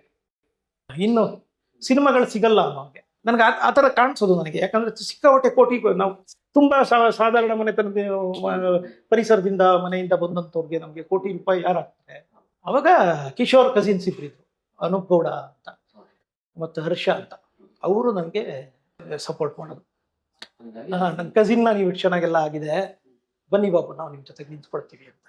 ಅವಾಗ ನಾನು ಡಿಸೈಡ್ ಮಾಡಿದ್ದೇನೆಂದ್ರೆ, ನಾನು ಮತ್ತೆ ಈ ಥರದ ಸಿನಿಮಾ ಮಾಡೋದು ಬೇಡ, ನಾನು ಸ್ಪೋರ್ಟ್ಸ್ ಸಿನಿಮಾ ಮಾಡ್ತೀನಿ. ನನಗೆ ಆ ಪರಿಸರದಲ್ಲಿ ಸ್ವಲ್ಪ ಹರ್ಟ್ ಆಗಿದ್ದರಿಂದ ನಾನು ಸ್ಪೋರ್ಟ್ಸ್ ಸಿನಿಮಾ ಮಾಡಬೇಕು ಅನ್ನೋದೊಂದು ಕಿಚ್ಚಿತ್ತು ನನಗೆ. ಹಂಗಾಗಿ ಸ್ಪೋರ್ಟ್ಸ್ ಸಿನಿಮಾ ಬದಲಿಂದ ನಾನು ಶಿವಣ್ಣ ಅವ್ರಿಗೆ ಸಾರಂಗ, ಅದಕ್ಕೆ ಮುಂಚೆನೇ ಶಿವಣ್ಣ ಅವ್ರಿಗೆ ಸಾರಂಗ ನಾನು ಹೇಳಿ ಶಿವಣ್ಣ ಅವ್ರಿಗೆ ಭಾಳ ಇಷ್ಟ ಆಗಿ.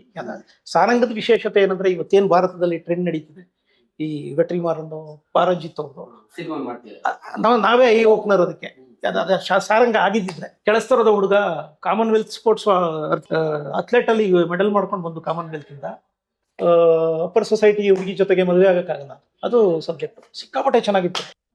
ಬೇರೆ ಬೇರೆ ಡೈಮೆನ್ಷನ್ ಅಲ್ಲಿ ಇತ್ತು.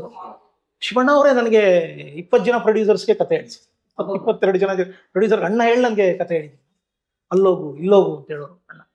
ಕತೆ ಹೇಳ್ಬಿಟ್ಟು ಬರ್ತಿದ್ದೆ ನಾನು. ನನ್ನ ಹೇಳಂದ್ರೆ ನಮ್ಮ ಇಂಡಸ್ಟ್ರಿಗೆ ಒಂದು ಮಿತಿ ಇರುತ್ತೆ. ಆ ಮಿತಿ ಜೊತೆಗೆ, ಯಾಕಂದ್ರೆ ನಾವು ಅವತ್ತೇ ಕಾಮನ್ವೆಲ್ತ್ ಇವೆಂಟ್ ಮಾಡ್ಬೇಕಾಗಿದ್ರೆ ಇವೆಂಟ್ ತರದ್ದು ಒಂದು ಶೂಟ್ ಮಾಡ್ಬೇಕಾಗಿತ್ತು. ಸ್ಟೇಜಸ್ ಜೊತೆಗೆ ಹೋಗ್ಬೇಕಾಗಿತ್ತು. ಅವನೊಬ್ಬ ಪವರ್ ಸ್ಟಾರ್ ಆಗ್ಬಿಡ್ತಾನೆ. ಆಮೇಲೆ ಬಿಗ್ ಸ್ಕೇಲ್ ಸಿನಿಮಾ.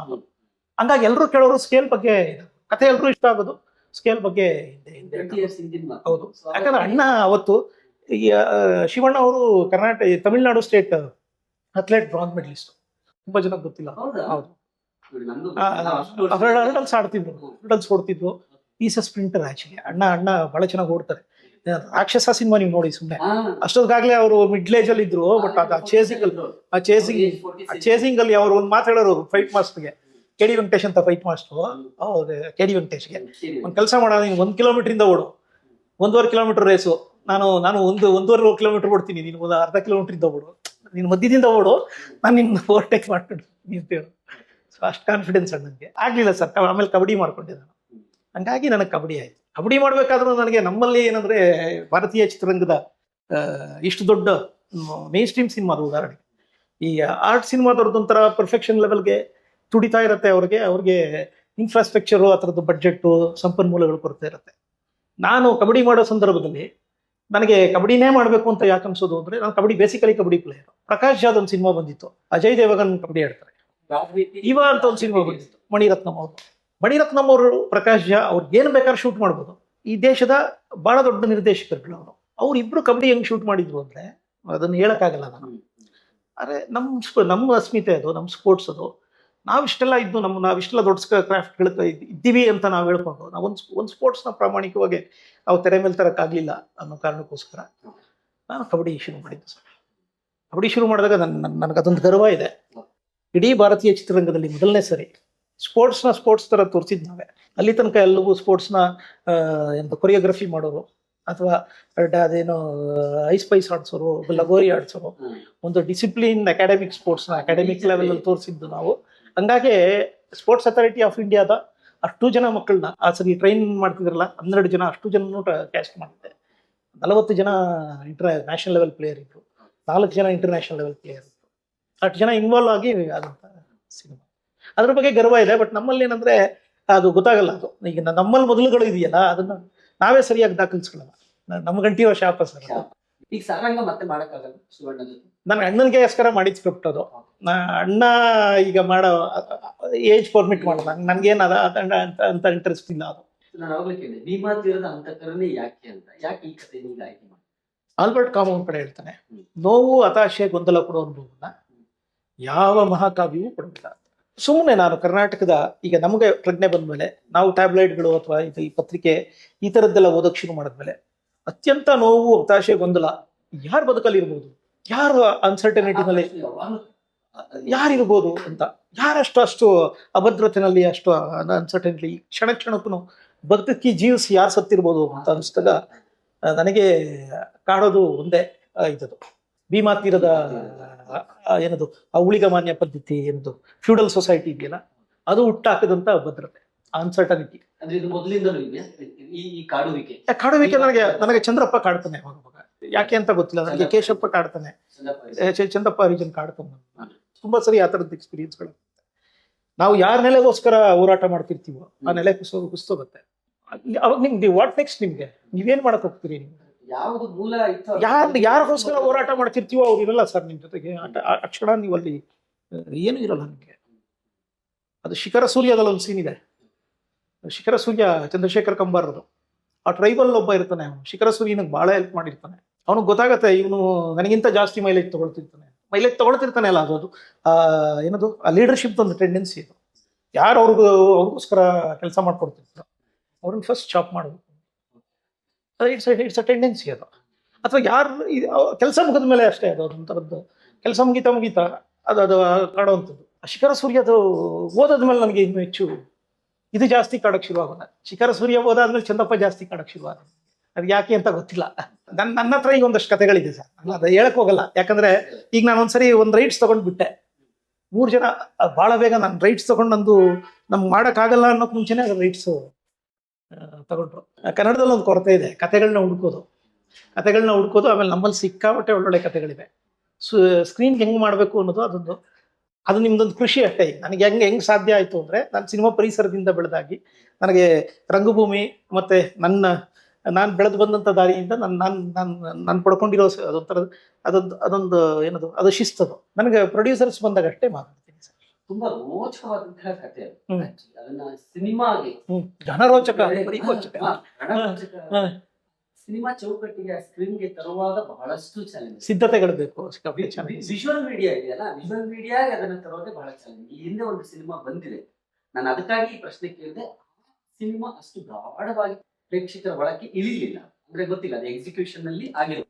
ಅದೇ ನನಗೆ ಏನಾಗತ್ತೆ, ಇದಕ್ಕೆ ಏನ್ challenge? ನನಗೆ ನಾನು ಅದನ್ನೇ ಹೇಳೋದು. ಈಗ ಯಾವಾಗಲೇ ಕನ್ನಡದಲ್ಲಿ ನಮಗೆ ಒಂದು ವಜ್ರೇಶ್ವರಿ ಸಂಸ್ಥೆ ಹುಟ್ಟಾಕೊಟ್ಟಿದ್ದೊಂದು ಹಾ, ಒಂದು ಮಹಾ ಸಂಸ್ಕೃತಿ ಇದೆ. ಕವಿರತ್ನ ಕಾಳಿದಾಸ ಇದೆಯಲ್ಲ, 2 ಸರಿ ಆಗಿತ್ತು. correct. ಮತ್ತೆ ವಾಪಸ್ ಮಾಡಿದ್ರು. ಕವಿ ಕಾಳಿದಾಸ ಆಗಿತ್ತು. ಹೊನ್ನಪ್ಪ ಭಾಗವತ ಅವರು ಮಾಡಿದ್ರು.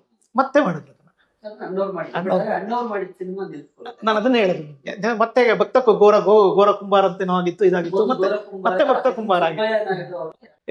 ಸಾಹಿತ್ಯ ಕೃತಿ ನಾವು ಬೇರೆ ಬೇರೆ ಸಂಸ್ಥೆಗಳು ಮಾಡಿರ್ಬೋದು, ಬಟ್ ಸಾಹಿತ್ಯ ಕೃತಿ ಅಂತ ಬಂದಾಗ ಆ ವಜ್ರೇಶ್ವರಿ ಸಂಸ್ಥೆಗೆ ಇದು ಶಿಸ್ತಿತ್ತಲ್ಲ, ಅದು ಇಡೀ ಭಾರತೀಯ ಚಿತ್ರರಂಗದ ಪರಂಪರೆಗೆ 75 ಸಿನಿಮಾಗಳು, ಅದರಲ್ಲಿ ಭಾಗಶಃ 60-70% ಸಾಹಿತ್ಯ ಕೃತಿಗಳನ್ನ ಮಾಡುವಂತ ಒಂದೇ ಒಂದು ಸಂಸ್ಥೆ ಭಾರತೀಯ ಚಿತ್ರರಂಗದಲ್ಲಿ, ಅದು ವಜ್ರೇಶ್ವರಿ ಸಂಸ್ಥೆ. ಹಂಗಾಗಿ ಮತ್ತೆ ನಾನು ಬಂದೆ. ನನ್ನ ಬಾಲ್ಯ ಹೆಂಗಿದೆ ಅಂದ್ರೆ, ಅಣ್ಣವ್ರ ಕಲ್ಚರಲ್ ಪಾಲಿಟಿಕ್ಸ್ ಜೊತೆಗೆ ನನ್ನ ಬಾಲ್ಯ ಆಯ್ತು. ಹಂಗಾಗಿ ನನಗೆ ಸಾಹಿತ್ಯ ಕೃತಿಗಳ ಮೇಲೇನೆ ಯಾಕಷ್ಟು ಗಾಢವಾದ ಪ್ರೀತಿ ಅಂದ್ರೆ ಈ ಕಾರಣಕ್ಕೆ. ಆಮೇಲೆ ಇದು ಗೊತ್ತು ನನಗೆ, ಯಾವ ಸಾಹಿತ್ಯ ಕೃತಿ ಅದು ಗೊತ್ತು ಅನ್ನೋದಕ್ಕಿಂತ ಹೆಚ್ಚಾಗಿ ಒಂದು ಆಸಕ್ತಿ ನನಗೆ. ನನ್ಗೆ ಗೊತ್ತು ಅಂತ ಹೇಳ್ಕೊಂಡ್ರೆ ಅದು ಸ್ವಲ್ಪ ಗಾಂಚಲಿ ಆಗುತ್ತೆ. ನನ್ನ ಆಸಕ್ತಿ ಅದು ನನಗೆ ಪ್ರೊಡ್ಯೂಸರ್ ಸಿಕ್ತಾಗ ಮಾಡ್ಕೊಳ್ತೀನಿ, ಇಲ್ಲ ಅಂದ್ರೆ ಸುಮ್ಮನೆ. ನೀವು ತಾಂತ್ರಿಕತೆ ಬಗ್ಗೆ ಕೇಳಿದ್ರಿ, ನನಗೆ ಅದು ಅಕಾಡೆಮಿಕ್ ಆಗಬೇಕು ಅಂತ ಬಹಳ ಆಸೆ. ನನ್ನ ವೃತ್ತಿ, ನನ್ನ ಚಿತ್ರ ಜೀವನದಲ್ಲಿ ನನಗೆ ತುಂಬಾ ಇನ್ಸ್ಪೈರ್ ಆದ ನಿರ್ದೇಶಕರಿಬ್ರು. ಒಬ್ರು ಜಾನ್ ಅಬ್ರಹಂ ಅಂತ ಮಲಯಾಳಂ ಡೈರೆಕ್ಟ್ರು, ಇನ್ನೊಬ್ರು ಶೇಖರ್ ಕಪೂರ್.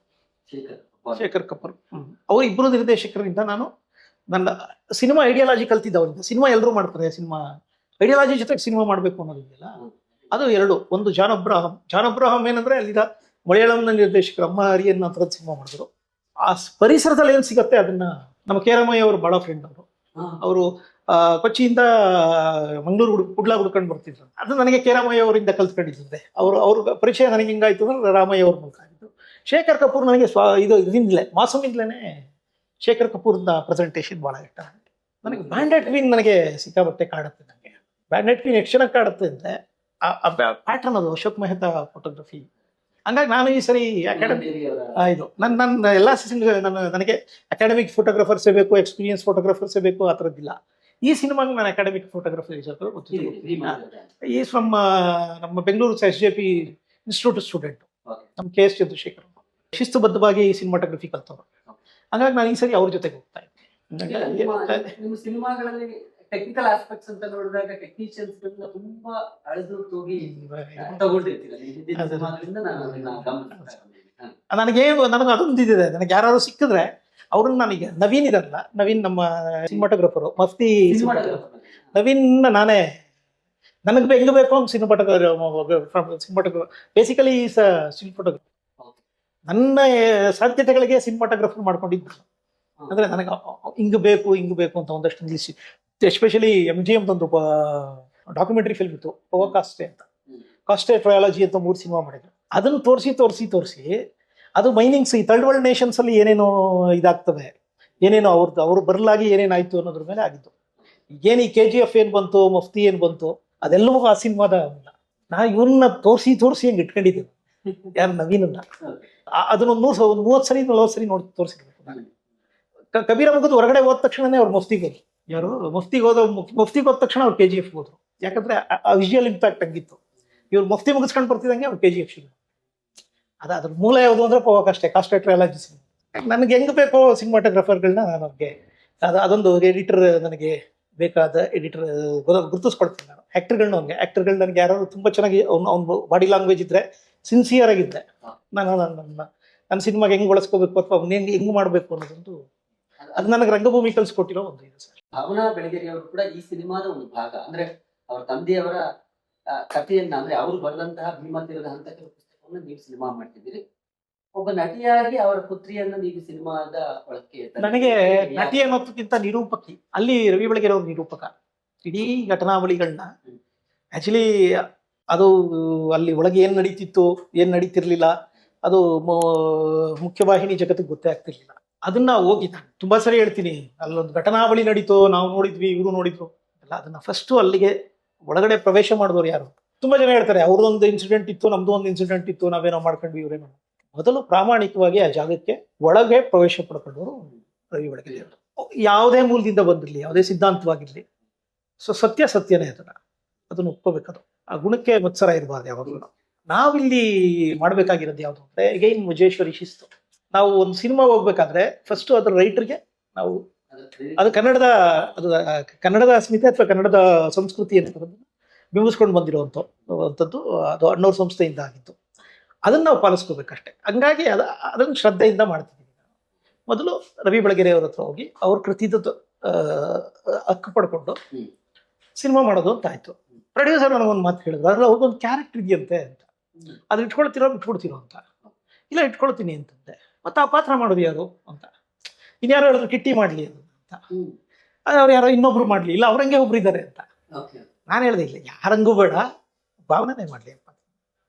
ಅವ್ರ ತಂದೆಗೆ ಆಸೆ ಇದ್ದಿದ್ದು ನನ್ನ ಮಗಳು ಎಲ್ಲ ಹಕ್ಕುಗಳು ಅವ್ರಿಗಿರ್ಲಿ, ಪತ್ರಿಕೆ ಅವ್ರು ನೋಡ್ಕೊಳ್ಳಿ ಅನ್ನೋ ಥರದ್ದು ಇದ್ದಿದ್ದಲ್ಲ, ಅವರೇ ಮಾಡ್ಲಿ. ಅದು ಭಾವನನ್ಗೆ ಏನಿತ್ತು ಅಂದ್ರೆ, ಅವನ ಅವ್ರಿಗೆ ಕಿಟ್ಟಿ ನಾನು ನಮ್ಮ ಮೈನ್ ಜೊತೆ ಒಟ್ಟಿಗೆ ಇತ್ತು ಅಂತ ನನಗೆ ಬಹಳ ಸರಿಗೆ ಕಿಟ್ಟಿ ಮಾಡ್ಲಿ ಅಂತ ಭಾವನ ಅವ್ರಿಗೂ ಇತ್ತು. ಇಲ್ಲ ಕಿಟ್ಟಿದು ನಂದು ಬಿಟ್ಬಿಡಿ, ಅದು ಬೇರೆ. ಯಾವಾಗಾದ್ರೂ ನನಗೆ ಬೇಕು ಅಂತ ಒಳ್ಳೆ ಸಿನಿಮಾ ಮಾಡ್ಕೊಳ್ತೀನಿ ನಾನು, ನೀವ್ ಈಗ ಈ ಸಿನಿಮಾ ಮಾಡ್ಬೇಕು. ಸಿನಿಮಾ ಹಂತ ಹಂತವಾಗಿ ಬದಲಾಗ್ತಾ ಬಂದಿದೆ. ಇವತ್ತು ನಾವು ಸಿನಿಮಾ ಸ್ಕೇಲ್ ಬಗ್ಗೆ ಮಾತಾಡ್ತಾ ಇದೀವಿ, ಬಜೆಟ್ ಬಗ್ಗೆ ಮಾತಾಡ್ತಾ ಇದೀವಿ, ಟೆಕ್ನಿಕಾಲಿಟಿ ಅಂದ್ರೆ ತಂತ್ರಜ್ಞಾನದ ಬಗ್ಗೆ ಮಾತಾಡ್ತಾ ಇದೀವಿ. ಸಿನಿಮಾ ಸ್ಕೇಲ್ ಬಗ್ಗೆ ನಾವು ಮಾತಾಡೋದಾದ್ರೆ ಯಾವ್ದು ಸ್ಕೇಲ್? 100 ಕೋಟಿ ಬಜೆಟ್, 200 ಕೋಟಿ ಬಜೆಟ್ ಸ್ಕೇಲ್? ಒಂದು 2 ಕೋಟಿನೋ 3 ಕೋಟಿನೋ ಹಾಕಿ ಒಂದು ಸಿನಿಮಾಗೆ 10 ಕೋಟಿ ತೆಗಿಯೋದು ಒಂದು ಬುದ್ಧಿವಂತಿಕೆನ, ಅಥವಾ 100 ಕೋಟಿ ಹಾಕಿ 50 ಕೋಟಿ ಸಿನಿಮಾ ಬಿಸ್ನೆಸ್ ಮಾಡೋದು ಒಂದು ದೊಡ್ಡ ಸ್ಕೇಲ್ ಅಂತ ನೀವು ಇದನ್ನು ಹೇಗೆ? ಈಗ ನನಗೆ 2 ಕೃತಿಗಳು ಬಹಳ ಇಷ್ಟ. ಒಂದು ಶಿಖರ ಸೂರ್ಯ, ಚಂದ್ರಶೇಖರ್ ಕಂಬಾರ್ ಬರೆದಿದ್ದು. ಇನ್ನೊಂದು ಶಿವರಾಮ್ ಕಾರಂತರದ್ದು ಅಳಿದ ಮೇಲೆ. ಈಗ ಚಂದ್ರಶೇಖರ್ ಕಂಬಾರ್ದು ಸಿನಿಮಾ ಶಿಖರ ಸೂರ್ಯ ಮಾಡ್ಬೇಕು ಅಂದ್ರೆ ನಂಗೆ ಡೆಫಿನೆಟ್ ಆಗಿ 100 ಕೋಟಿ ಬೇಕು. ನನಗೆ ಅಳಿದ ಮೇಲೆ ಮಾಡ್ತೀನಿ ಅಂದ್ರೆ ನನಗೆ 3 ಕೋಟಿ ಸಾಕು. ಇಷ್ಟೇ ವ್ಯತ್ಯಾಸ. ಈಗ ನಾನು ಅಳಿದ ಮೇಲೆನೂ ಸಾಹಿತ್ಯ ಕೃತಿನೇ, ಶಿಖರ ಸೂರ್ಯನೂ ಸಾಹಿತ್ಯ ಕೃತಿನೇ. ಎರಡನ್ನೂ ಸಾಮಾಜಿಕವಾಗಿ ಅಥವಾ ಸಾಂಸ್ಕೃತಿಕವಾಗಿ ಇಡೀ ವ್ಯವಸ್ಥೆಯನ್ನ ಜೀವಂತಗೊಳಿಸೋಕೆ ಅಥವಾ ಇದನ್ನ ಏನದು ಮುಂದೆ ಹೋಗೋಕ್ಕೆ ಅಥವಾ ಮುನ್ನಡೆಯೋಕೆ ಬಹಳ ಪುಷ್ಟಿಯಾಗುವಂತ 2 ಕೃತಿಗಳು ಅಥವಾ 2 ಚಿತ್ರಪಟ ಆಗುವಂತ ಸಾಧ್ಯತೆ ಇರುವಂತ ಸಿನಿಮಾಗಳು. ಈ ತರದ್ದಿದ್ದಾಗ, ಆಶಯ ಹಿಂಗಿದ್ದಾಗ ಸಮಸ್ಯೆ ಇಲ್ಲ. ಅದು ಎಷ್ಟೇ ದೊಡ್ಡದಾಗ್ಲಿ ಎಷ್ಟೇ ಚಿಕ್ಕದಾಗ್ಲಿ ಅದನ್ನ ಆಮೇಲೆ ಜನರ ಮನಸ್ಸಲ್ಲಿ ಹಿಂಗ್ ಉಳ್ಕೊಳತ್ತೆ ಅನ್ನೋದ್ರ ಮೇಲೆ ಅದು ಡಿಸೈಡ್ ಮಾಡ್ತಾ ಹೋಗುತ್ತೆ. ನನಗೆ ಕಬಡ್ಡಿ ಆದ ಸಂದರ್ಭದಲ್ಲಿ ಕೀನಮ್ಮೇಶ್ವರು ನನಗೊಂದು ಮಾತಾಡಿದ್ರು, ಯಾವುದೇ ಸಾಹಿತ್ಯ ಕೃತಿ ಅಥವಾ ಯಾವುದೇ ಕೃತಿ, ಸೃಜನಶೀಲ ಕೃತಿ, ಅದು ಯಾವ ಕಾಲದಲ್ಲಿ ಏನಾಗುತ್ತೆ ಅಂತ ಗೊತ್ತಿಲ್ಲ. ಅದು ಬಂದಂತ ಕಾಲಕ್ಕೆ ಏನೂ ಆಗದೆ ಇರ್ಬೋದು, ಕಾಲಾನ ನಂತರ ಅದು ಏನ್ ಬೇಕಾದ್ರೂ ಆಗ್ಬೋದು. ಅವ್ರ ಕಬಡ್ಡಿ ಬಹಳ ಇಷ್ಟ ಆಗಿತ್ತು. ಅವ್ರು ನನಗೆ ಪ್ರಾಮಿಸ್ ಮಾಡುವಂತ ಒಂದು ಮಾತಾಡಿದ್ರು, ನೀನ್ ಸ್ಟ್ಯಾಂಡರ್ಡ್ ಹಿಡಿಬಾರ್ದು, ಇವತ್ತೇನ್ ಸ್ಟ್ಯಾಂಡರ್ಡ್ ಮಾಡಿದ್ಯೋ ಆ ಸ್ಟ್ಯಾಂಡರ್ಡ್ ಕೆಳಗಡೆ ಬರ್ಬಾರ್ದು. ಅದು ನನ್ನ ಜೀವನದ ಒಂದು ಏನದು ಬಹಳ ಇಂಪಾರ್ಟೆಂಟ್ ಘಟನೆಗಳಲ್ಲಿ ಅದು ಒಂದು. ನನಗೆ ಕಿರಂ ಸರ್ ನಮ್ಮ ಜೊತೆ ಮಾತಾಡಿದ್ದು ಕಬಡ್ಡಿ ಆದ್ಮೇಲೆ. ಅನ್ನೋದು ಇವತ್ತು ನಾನು ಒಂದು ಸಿನಿಮಾ ಮಾಡ್ಬೇಕಾದ್ರೆ ಆ ಮಾತು ನನಗೆ, ನನ್ನ ಸ್ಟ್ಯಾಂಡರ್ಡ್ ಕೆಳಗಡೆ ಇಳಿತೀನಿ ನಾನು. ನನ್ನ ಸ್ಟ್ಯಾಂಡರ್ಡ್ ಅಂತ ಅಲ್ಲ, ಅದು ಒಂದು ಏನದು ಸಾಮಾಜಿಕವಾಗಿ ಒಂದು ಒಂದು ಒಂದು ಮಾಪನ ಇರುತ್ತಲ್ಲ, ಅದರಿಂದ ಕೆಳಗಡೆ ಇಳಿಬಾರ್ದು ಅಂತ. ತುಂಬಾ ಜನ ಕೇಳಿದ್ರು, ಈಗ ನೀನು ಭೀಮತ್ತಿರದ ಹಂತಕರು ನಿನಗೆ ಎಷ್ಟು ಸರಿ? ನನಗೆ ಸರಿ ಅದು. ಯಾಕೆ ಅಂದ್ರೆ ಅದ್ರಲ್ಲಿ ನನಗೆ ಮ್ಯಾಗ್ಮತ್ತು ಕಾಡ್ತಾನೆ, ವಸಲೇನು ಕಾಡ್ತಾನೆ. ಆ ಕಾರಣಕ್ಕೆ ನನಗೆ ಸರಿ ಅದು. ಮಲ್ಟಿಪಲ್ ಕೃತಿಗಳು ಅದರಲ್ಲಿ ಒಂಥರದ್ದು, ಅದಕ್ಕೆ ಎಪಿಕಲ್ ಕ್ವಾಲಿಟಿ ಅದು ಅಂತ. ನಿಮ್ಗೆ ಹತಾಶೆ, ನೋವು, ಗೊಂದಲ ಕೊಡೋ ಅನುಭವನ ಯಾವ ಮಹಾಕಾವ್ಯನೂ ಕೊಡಲ್ಲ ಅಂತ. ಯಾಕೆ ಅಂದ್ರೆ ಅಲ್ಲಿ ಹತಾಶೆ, ಗೊಂದಲ ಮತ್ತು ನೋವು ಗರಿಬಿಚ್ಚಿ ಕುಣಿಯುತ್ತೆ, ನವಿಲ್ ತರ ಕುಣಿಯುತ್ತಲ್ಲಿ. ಅವ್ರು ನೋಡೋ ದೃಷ್ಟಿಕೋನದಲ್ಲಿ ಬರೀ ಕ್ರೌರ್ಯ ಅನ್ನೋ ಪರ್ಸ್ಪೆಕ್ಟಿವ್ ಅಲ್ಲಿ ನೋಡಿದ್ರು. ಆ ಕ್ರೌರ್ಯದ ಹಿಂದಿನ ಇದಿದೆ ನಿಮ್ಗೆ, ಹಂಗೆ ಮ್ಯಾಗ್ಮತ್ ಹಂಗೆ ಅನ್ಸ್ಬಿಡುತ್ತೆ. ಅದ್ರ ಹಿಂದೆ ಬಹಳ ದೊಡ್ಡ ಕ್ರೌರ್ಯ ಇದೆ. ಆ ಕ್ರೌರ್ಯದ ಹಿಂದೆ ಇರುವಂತ ಆಯಾಮಗಳಿದೆ. ಅದಕ್ಕೆ ಕೆಲಸ ಮಾಡಲೇಬೇಕು. ನಾವು ಹಿಂಗೆ ಹೇಳ್ತಿದೀವಿ, ನಾವು ಏನ್ ಕಾರಣಕ್ಕೆ ಹೇಳ್ತಿದೀವಿ ಅಂತ. ಜನರನ್ನ ಪ್ರವೋಕ್ ಮಾಡಿ ಕಾಸು ಮಾಡ್ಕೊಂಡು ಹೋಗೋದಷ್ಟೇ ಉದ್ದೇಶ. ಆಮೇಲೆ ಆ ಕಾರಣಕ್ಕೋಸ್ಕರನೇ ಸಿನಿಮಾಗಳಲ್ಲಿ ಈಗ ಈ ಸಮಸ್ಯೆ ಬರುತ್ತೆ. ಸೊ ಅದು ರೈಟ್ಸಾ ಅದು ರೈಟ್ಸ್ ಅಲ್ವಾ, ಈ ನಾವು ಚೀಲಕ್ಕೆ ತುಂಬಬೇಕು ಅನ್ನೋದಷ್ಟೇ ಉದ್ದೇಶ ಆದಾಗ ಈ ಥರದ್ದೆಲ್ಲ ಸಮಸ್ಯೆಗಳ. ನಾವೀಗ ಆರೋಗ್ಯಕರವಾದ ವ್ಯಾಪಾರ ಮಾಡಬೇಕು ಅಥವಾ ಆರೋಗ್ಯಕರವಾಗಿ ಪ್ರೌಢಿಕೊಂದು ಬಣ್ಣ ಇರುತ್ತೆ, ಅದು ಕಡು ಕೆಂಪು ಇರ್ಬೋದು. ಯಾವ ಕೆಂಪನ್ನ ನಾನು ಅದು ಯಾವ ಶೇಡಲ್ಲಿ ನಾನು ನಿಂತ್ಕೊಂಡು ಹೇಳ್ತೀನಿ, ಬಹಳ ಇಂಪಾರ್ಟೆಂಟ್. ಸಿನಿಮಾ ನೀವು ಬಂದ ಕಾಲಕ್ಕೆ ಇದ್ದ ಸಿನಿಮಾ ಅಂದ್ರೆ ನೀವು ನಿರ್ದೇಶಕರಾದ ಕಾಲಕ್ಕೆ ಇದ್ದ ಸಿನಿಮಾ ಇಂಡಸ್ಟ್ರಿ ಮತ್ತು ಇವತ್ತಿದ್ದ ಇರುವ ಸಿನಿಮಾ ಇಂಡಸ್ಟ್ರಿ ತುಂಬಾ ಅಜಗಜಾಂತರ ಅಂತ ಅನಿಸ್ತಿದೆ. ಅಂದ್ರೆ ಇಂಡಸ್ಟ್ರಿ ಬೆಳೆದು ಬಿಟ್ಟಿದೆ, ಇವತ್ತು ಚಿತ್ರರಂಗನ ಹಿಡಿಯೋಕೆ ಆಗಲ್ಲ. ಈ ತರ ಚರ್ಚೆಗಳ ಬಗ್ಗೆ ನಾನು ಅವಾಗಲೇ ನಿಮ್ಗೆ ಅದನ್ನೇ ಹೇಳಿದೆ. ಈ ತರ ಒಂದು ದೊಡ್ಡ ಚರ್ಚೆಗಳಿದೆ. ಇದನ್ನ ನೀವು ಹೇಗೆ ಅರ್ಥ ಮಾಡ್ಕೊಂಡಿದ್ರಿ, ಹೇಗೆ ಗ್ರಹಿಸಿದ್ರಿ? ಇದು ನಿಜ ಅಂತ ಅನ್ಸುತ್ತಾ, ಭ್ರಮೆಯಲ್ಲಿ ಇದೀವ? ಇದು ತುಂಬಾ ಹಳೆ ಮಾತಿದು, ತುಂಬಾ ಜನ ಮಾತಾಡಿದ್ದಾರೆ, ನಾನು ಹೇಳ್ತೀನಿ. ಶರಪಂಜರ ಪಿಕ್ಚರ್ಗೆ ಲಾರಿಯಿಂದ ಇವರು ಕಿತ್ಲೆ ಹಣ್ಣನ್ನ ಲಾರಿಯಿಂದ ತಂದು ಸುರಿಸಿದಾಗ ಲಕ್ಷ್ಮೀನಾರಾಯಣ ಅವರೊಂದು ಮಾತಾಡಿದ್ರು, ಇದು ಸಿನಿಮಾಗೆ ಇದು ಮಾರಕ ಆಗತ್ತೆ, ಇದು ನಮ್ಮಂತ ರೀಜನಲ್ ಸಿನಿಮಾಗಳಿಗೆ ಮಾರಕ ಆಗತ್ತೆ ಅಂತ. ಅದು ರೀಜನಲ್ ಸಿನಿಮಾಗೆ ಮಾರಕ ಆಗ್ಲಿಲ್ಲ. ಅದು ಮಾರಕ ಆಗಿದ್ ಯಾವುದು ಅಂದ್ರೆ ಪ್ರಾಮಾಣಿಕವಾದ ಸಾಹಿತ್ಯ ಕೃತಿ ಮಾಡೋರು ಅಥವಾ ಅವ್ರ ಅನಿಸಿಕೆನ ಅಂದ್ರೆ ತುಂಬಾ ಆಳದಲ್ಲಿದ್ದಂತ ಒಂದು ಅವ್ರ ಎಕ್ಸ್ಪ್ರೆಷನ್ ನ ಬಹಳ ಪ್ರಾಮಾಣಿಕವಾಗಿ ವ್ಯಕ್ತಪಡಿಸ್ಬೇಕು ಅನ್ನೋರಿಗೆ ತೊಂದರೆ ಆಗಿದೆ. ಅದು ಆ ಬದಲಾವಣೆ ಕಾಣಿಸುತ್ತೆ. ಯಾಕಂದ್ರೆ ಈ ಗ್ಲೋರಿಫಿಕೇಶನ್ ಪರ್ಸನ್ ಇರ್ಬೋದು ಅಥವಾ ಹೀರೋ ಇರ್ಬೋದು ಅಥವಾ ಏನದು ಬ್ಲಡ್ ಇರ್ಬೋದು, ಸೆಕ್ಸ್ ಇರ್ಬೋದು, ಕ್ರೈಮ್ ಇರ್ಬೋದು, ಈ ತರದ್ದು ಯಾವ್ದು ವ್ಯಾಪಾರ ಆಗತ್ತೆ ಅನ್ನೋದನ್ನ, ವಿಪರೀತ ಯಾವ್ದು ವ್ಯಾಪಾರಕ್ಕೆ ಬೇಗ ಸಲ್ಲತ್ತೆ ಅನ್ನೋದನ್ನ ಬಹಳ ಬೇಗ ಅದನ್ನ ಗ್ಲೋರಿಫೈ ಮಾಡ್ಕೊಂಡು ಹೋಗೋದಿದೆಯಲ್ಲ, ಅದು ಸಿಕ್ಕಾಪಟ್ಟೆ. ಅದು ಬರೀ ಡೈರೆಕ್ಟರ್ಗಳಲ್ಲ, ಬರೀ ಪ್ರೊಡ್ಯೂಸರ್ ಅಲ್ಲ, ಬರೀ ಎಕ್ಸಿಬಿಟರ್ಸ್ ಅಲ್ಲ, ಬರೀ ಡಿಸ್ಟ್ರಿಬ್ಯೂಟರ್ಸ್ ಅಲ್ಲ, ಜರ್ನಲಿಸ್ಟ್ಗಳ ಸಮೇತ ಆಡಿಯನ್ಸ್ ನ ಒಳಗಡೆಗೆ ಹಾಕಿ ಕೇರಳದಲ್ಲಿ ಒಂದು ಇದಾಯ್ತು. ಅವರು ಸಿನಿಮಾ ಸೊಸೈಟಿಗಳು ಮಾಡ್ಕೊಂಡು ಎರಡು ಅಪ್ರತಿಮ ತಾರೆ ಇರೋವ್ರನ್ನ ದಿಕ್ಕೆಡಿಸ್ಬಿಟ್ಟಿದ್ರು. ಒಬ್ರು ಶಕೀಲಾ, ಇನ್ನೊಬ್ರು ಮೈಸೂರು ರೇಷ್ಮಾ. ಆ ತಾರೆಯರ ನಡುವೆ ಹೆಂಗೆ ನಾವು ಚಿತ್ರರಂಗವನ್ನ ನಮ್ಮ ಸ್ಮಿತೆ ಇರುವಂತ ಉಳಿಸ್ಕೊಳ್ಳೋದು ಹೆಂಗೆ ಅನ್ನೋ ಆ ಕಾರಣಕ್ಕೋಸ್ಕರ ಅವ್ರೇನ್ ಮಾಡಿದ್ರು, ಪ್ರತಿ ಜಿಲ್ಲೆಗಳಲ್ಲಿ ತಾಲೂಕುಗಳಲ್ಲಿ ಸಿನಿಮಾ ಸೊಸೈಟಿಗಳು ಮಾಡಿ ಪ್ರಪಂಚದ ಎಲ್ಲಾ ಸರ್ವಶ್ರೇಷ್ಠ ಸಿನಿಮಾಗಳನ್ನ ತೋರಿಸಿ ಆಡಿಯನ್ಸ್ನ ರೂಪಿಸಿದ್ರು. ನೀವು ಒಳ್ಳೆ ಸಿನಿಮಾ ಆಗಬೇಕು, ಒಳ್ಳೆ ಚಿತ್ರರಂಗ ಆಗ್ಬೇಕು ಅಂದ್ರೆ ಮೊದಲ ಕೆಲಸ ಏನ್ ಮಾಡ್ಬೇಕು ಅಂದ್ರೆ ಆಡಿಯನ್ಸ್ನ ರೂಪಿಸೋ ಕೆಲಸ. ಆಡಿಯನ್ಸ್ನ ರೂಪಿಸ್ದೇನೆ ನೀವು ಅಷ್ಟು ಬೇಗ ಹೆಂಗೆ ಅಂದ್ರೆ ಇನ್ಸ್ಟೆಂಟ್ ಇದೇ ತರ, ಈಗ ಕೋಳಿ ಫಾರ್ಮ್ ಅಲ್ಲಿ ಕೋಳಿಗೆ ಇಂಜೆಕ್ಟ್ ಮಾಡಿ ಬಹಳ ಬೇಗ ಕೋಳಿಗಳು ತಗೊಂಡೋಗಿ ಹೊಡೆದು ಎಲ್ಲ ಸಣ್ಣ ಮಕ್ಳುಗಳೆಲ್ಲ ಅವರ ದೈಹಿಕ ಬದಲಾವಣೆಗಳಾಗಿ ಇದಾಗಿ ಏನೀಗ ನಾವು ಈ ತರದ ಸಮಸ್ಯೆಗಳು ಹೆಂಗಿದ್ರು ನಡ್ಕೊಂಡು ಹೋಗುತ್ತೆ. ಆದ್ರೆ ನಾನೇನ್ ಹೇಳೋದು ಅಂದ್ರೆ ಆ ತರದೊಂದು ದೊಡ್ಡ ಪರಂಪರೆನ ಬಿಟ್ಟೋಗಿದ್ದಾರೆ ನಮ್ಗೆ ಹಿರಿಯರು. ಅಣ್ಣವರಿಂದ ಹಿಡಿದು ಅವ್ರು ಅಲ್ಲಿನ ತನಕ ಕೆಲಸ ಮಾಡಿದವರೆಲ್ಲ ಒಂದು ಆರೋಗ್ಯಕರ ಸಮಾಜಕ್ಕೋಸ್ಕರ ಅಟ್ಲೀಸ್ಟ್ ಯಾವಾಗ್ಲೂ ಎಲ್ಲಾ ಕಾಲಕ್ಕೂ ಇತ್ತದು. ರೇಪು ಕ್ಯಾಬ್ರಾ ಇಲ್ಲದೆ ಸಿನಿಮಾ ಮಾಡ್ತೀನಿ, ಅದನ್ನ ಬಿಟ್ಟು ತುಂಬಾ ಗಜಲ್ ತರದ್ದೇ ಹಾಡುಗಳು ಇಟ್ಕೊಂಡು ಬಹಳ ಸುಶ್ರಾವ್ಯ ಸಂಗೀತ ಸಾಹಿತ್ಯ ಇಟ್ಕೊಂಡು ಗೆದ್ದಂತ ಉದಾಹರಣೆ ಇದೆ. ಆ ಮುಖಾಮುಖಿ ಆಗ್ಬೇಕದು. ಬರೀ ಒಂದೇ ಸೈಡ್ ಆಗ್ಬಿಟ್ಟು ಎಲ್ಲರೂ ಒಂದೇ ಕಡೆ ಒಂದೇ ತರ ಆಗುತ್ತೆ. ಅವಾಗ ನಮ್ಮ ತರದ ಭಾಷೆಗಳು ಸತ್ತೋಗ್ತವೆ. ಇಲ್ಲ, ಅದ್ ಯಾವಾಗ್ಲೂ ಇರುತ್ತೆ. ಆದ್ರೆ ಯಾರೋ ಸಣ್ಣ ಪುಟ್ಟದವರು ಬಂದು ಪ್ರಯತ್ನ ಮಾಡಕ್ಕೆ ಕನ್ಸು ಕಾಣ್ತಿರ್ತಾರೆ. ಅವ್ರಿಗೇನಾದ್ರೂ ಹೋಪ್ ಇದೆ ಅಂದ್ರೆ ಎಲ್ಲಾ ತರದಲ್ಲೂ ಸಂಸ್ಥೆಗಳು, ಸರ್ಕಾರ ಆ ತರದ್ದೇನೋ ಆ ಜಾಗಗಳಿಗೆ ಸ್ವಲ್ಪ ಏನದು ಬಲ ತುಂಬುವಂತ ಕೆಲಸಗಳು ಮಾಡಬೇಕು. ಅದು ವೈಜ್ಞಾನಿಕವಾಗಿ ಆಗ್ಬೇಕು ಅಂದ್ರೆ ನಿಷ್ಠೂರವಾಗಿ ರಾಜಕಾರಣಿಗಳ ಜೊತೆಗೆ ಸಿನಿಮಾ ಜನ ನಿಷ್ಠೂರವಾಗಿ ಬಿಹೇವ್ ಮಾಡೋದನ್ನ ಕಲ್ತ್ಕೋಬೇಕು. ಒಬ್ರು ಅಧಿಕಾರಕ್ಕೆ ಬಂದ್ರು ಅಂದ ತಕ್ಷಣ ಅವ್ರ ಹಿಂದೆ ಹೋಗಿ ನಡು ಬಗ್ಗಿಸ್ಕೊಂಡು ನಿಂತ್ಕೊಳ್ಳೋದು, ಅವ್ರು ಹಾಕಿದ ತಾಳಕ್ಕೆ ಇವರು ಬಫೂನ್ಗಳ ತರ ಬಿಹೇವ್ ಮಾಡೋದು, ಇದಾಗ್ತಿದೆ ಈಗ ಇಲ್ಲಿ. ನೀವು ಒಂದು ಡಿಸ್ಟೆನ್ಸ್ ಇರ್ಬೇಕು, ಸ್ಟ್ರೈಕಿಂಗ್ ಡಿಸ್ಟೆನ್ಸ್ ಇರ್ಬೇಕು ಯಾವಾಗಲೂ. CM ಆಗ್ಲಿ ಅಥವಾ ಹೋಮ್ ಮಿನಿಸ್ಟರ್ ಆಗ್ಲಿ ಅಥವಾ ಒಬ್ಬ ಪಾರ್ಟಿ ಪ್ರೆಸಿಡೆಂಟ್ ಆಗ್ಲಿ ಅಥವಾ ಇನ್ಯಾರೋ ಆಗ್ಲಿ, ನೀವು ಅವ್ರ ಜೊತೆ ವ್ಯವಹರಿಸಬೇಕಾದ್ರೆ ಆ ಒಂದು ಶಿಸ್ತು ನಮ್ಮಲ್ಲಿದೆ. ನಿಮ್ಗೆ ಅದನ್ನ ನಾವು ತುಂಬಾ ದೊಡ್ಡ ರೋಲ್ ಮಾಡಲ್ ನಮ್ ಜೊತೆಗಿದ್ದಾರೆ, ಅವ್ರನ್ನ ನೋಡ್ಕೊಂಡಂಗೆ ಬಿಹೇವ್ ಮಾಡೋದು ಕಲ್ತ್ಕೊಂಡ್ರೆ ಸಾಕು. ಆರ್ಗನೈಸ್ಡ್ ಏನ್ ಮಾಡ್ಬೇಕು, ನಾವು ಒಂದಷ್ಟು ಜನ ಕಲೆಕ್ಟಿವ್ ಆಗಿ ಕೂತ್ಕೊಂಡು ಆ ತರದ್ದು ಒಂದಷ್ಟು ಆಗ್ಬೇಕು.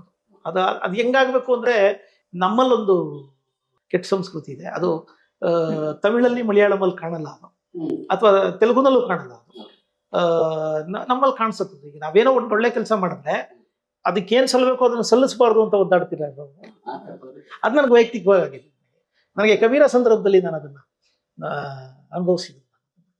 ಅದು ಹೆಂಗೆ ಅಂದ್ರೆ ಸೈಲೆನ್ಸ್ ಆಗುತ್ತದೆ, ಒಂದು ವ್ಯವಸ್ಥೆ ಸುಮ್ಮನೆ ಸೈಲೆಂಟ್ ಆಗುತ್ತೆ. ಬಂದು ಹೊಟ್ಟೋಗ್ಲಿ ಅದು. ಜಾಣಮೂನ ಇದೆಯಲ್ಲ, ಅದು ಬಹಳ ದೊಡ್ಡ ಮಟ್ಟದಲ್ಲಿದೆ ಸರ್. ಆತ್ಮವಂಚಕರು ಜಾಸ್ತಿ ಇದ್ದಾರೆ. ಅನ್ಸಿದ್ದನ್ನ ಮುಕ್ತವಾಗಿ ಮಾತಾಡೋದು ಇದೆ. ಆ ಥರದವೆಲ್ಲ ಅದು ಇವತ್ತಿನ ಕಾಲ ಅಲ್ಲ, ನಮ್ಮ ಎಲ್ಲ ಕಾಲಕ್ಕೂ ಅದು ನಮ್ಮಲ್ಲಿರುವಂಥ ಬಹಳ ದೊಡ್ಡ ನ್ಯೂನ್ಯತೆ ಅದು. ಅದನ್ನು ದಾಟ್ಕೋಬೇಕು ನಾವು. ಅದನ್ನು ದಾಟ್ಕೋಬೇಕು ಅಂದರೆ ಪ್ರಾಕ್ಟೀಸ್ ಆಗಬೇಕಾಗುತ್ತೆ. ಡೈಲಿ ಮಾಧ್ಯಮ ಒಂದು ಒಳ್ಳೆ ಪ್ಲ್ಯಾಟ್ಫಾರ್ಮ್ ಅಂತ ಹೇಳೋಕ್ಕೆ ಇಷ್ಟಪಡ್ತೀನಿ. ದಯವಿಟ್ಟು ಎಲ್ಲರೂ ನೋಡಿ, ಸಬ್ಸ್ಕ್ರೈಬರ್ಸ್ ಆಗಿ, ಆಮೇಲೆ ಕನ್ನಡ ಚಾನಲ್ಗಳನ್ನ ಈ ಥರ ಯೂಟ್ಯೂಬ್ ಚಾನಲ್ಗಳನ್ನ ಎನ್ಕರೇಜ್ ಮಾಡಿ ಅಂತ ಹೇಳ್ಕೊಳಕ್ಕೆ ಆಸೆಪಡ್ತೀನಿ.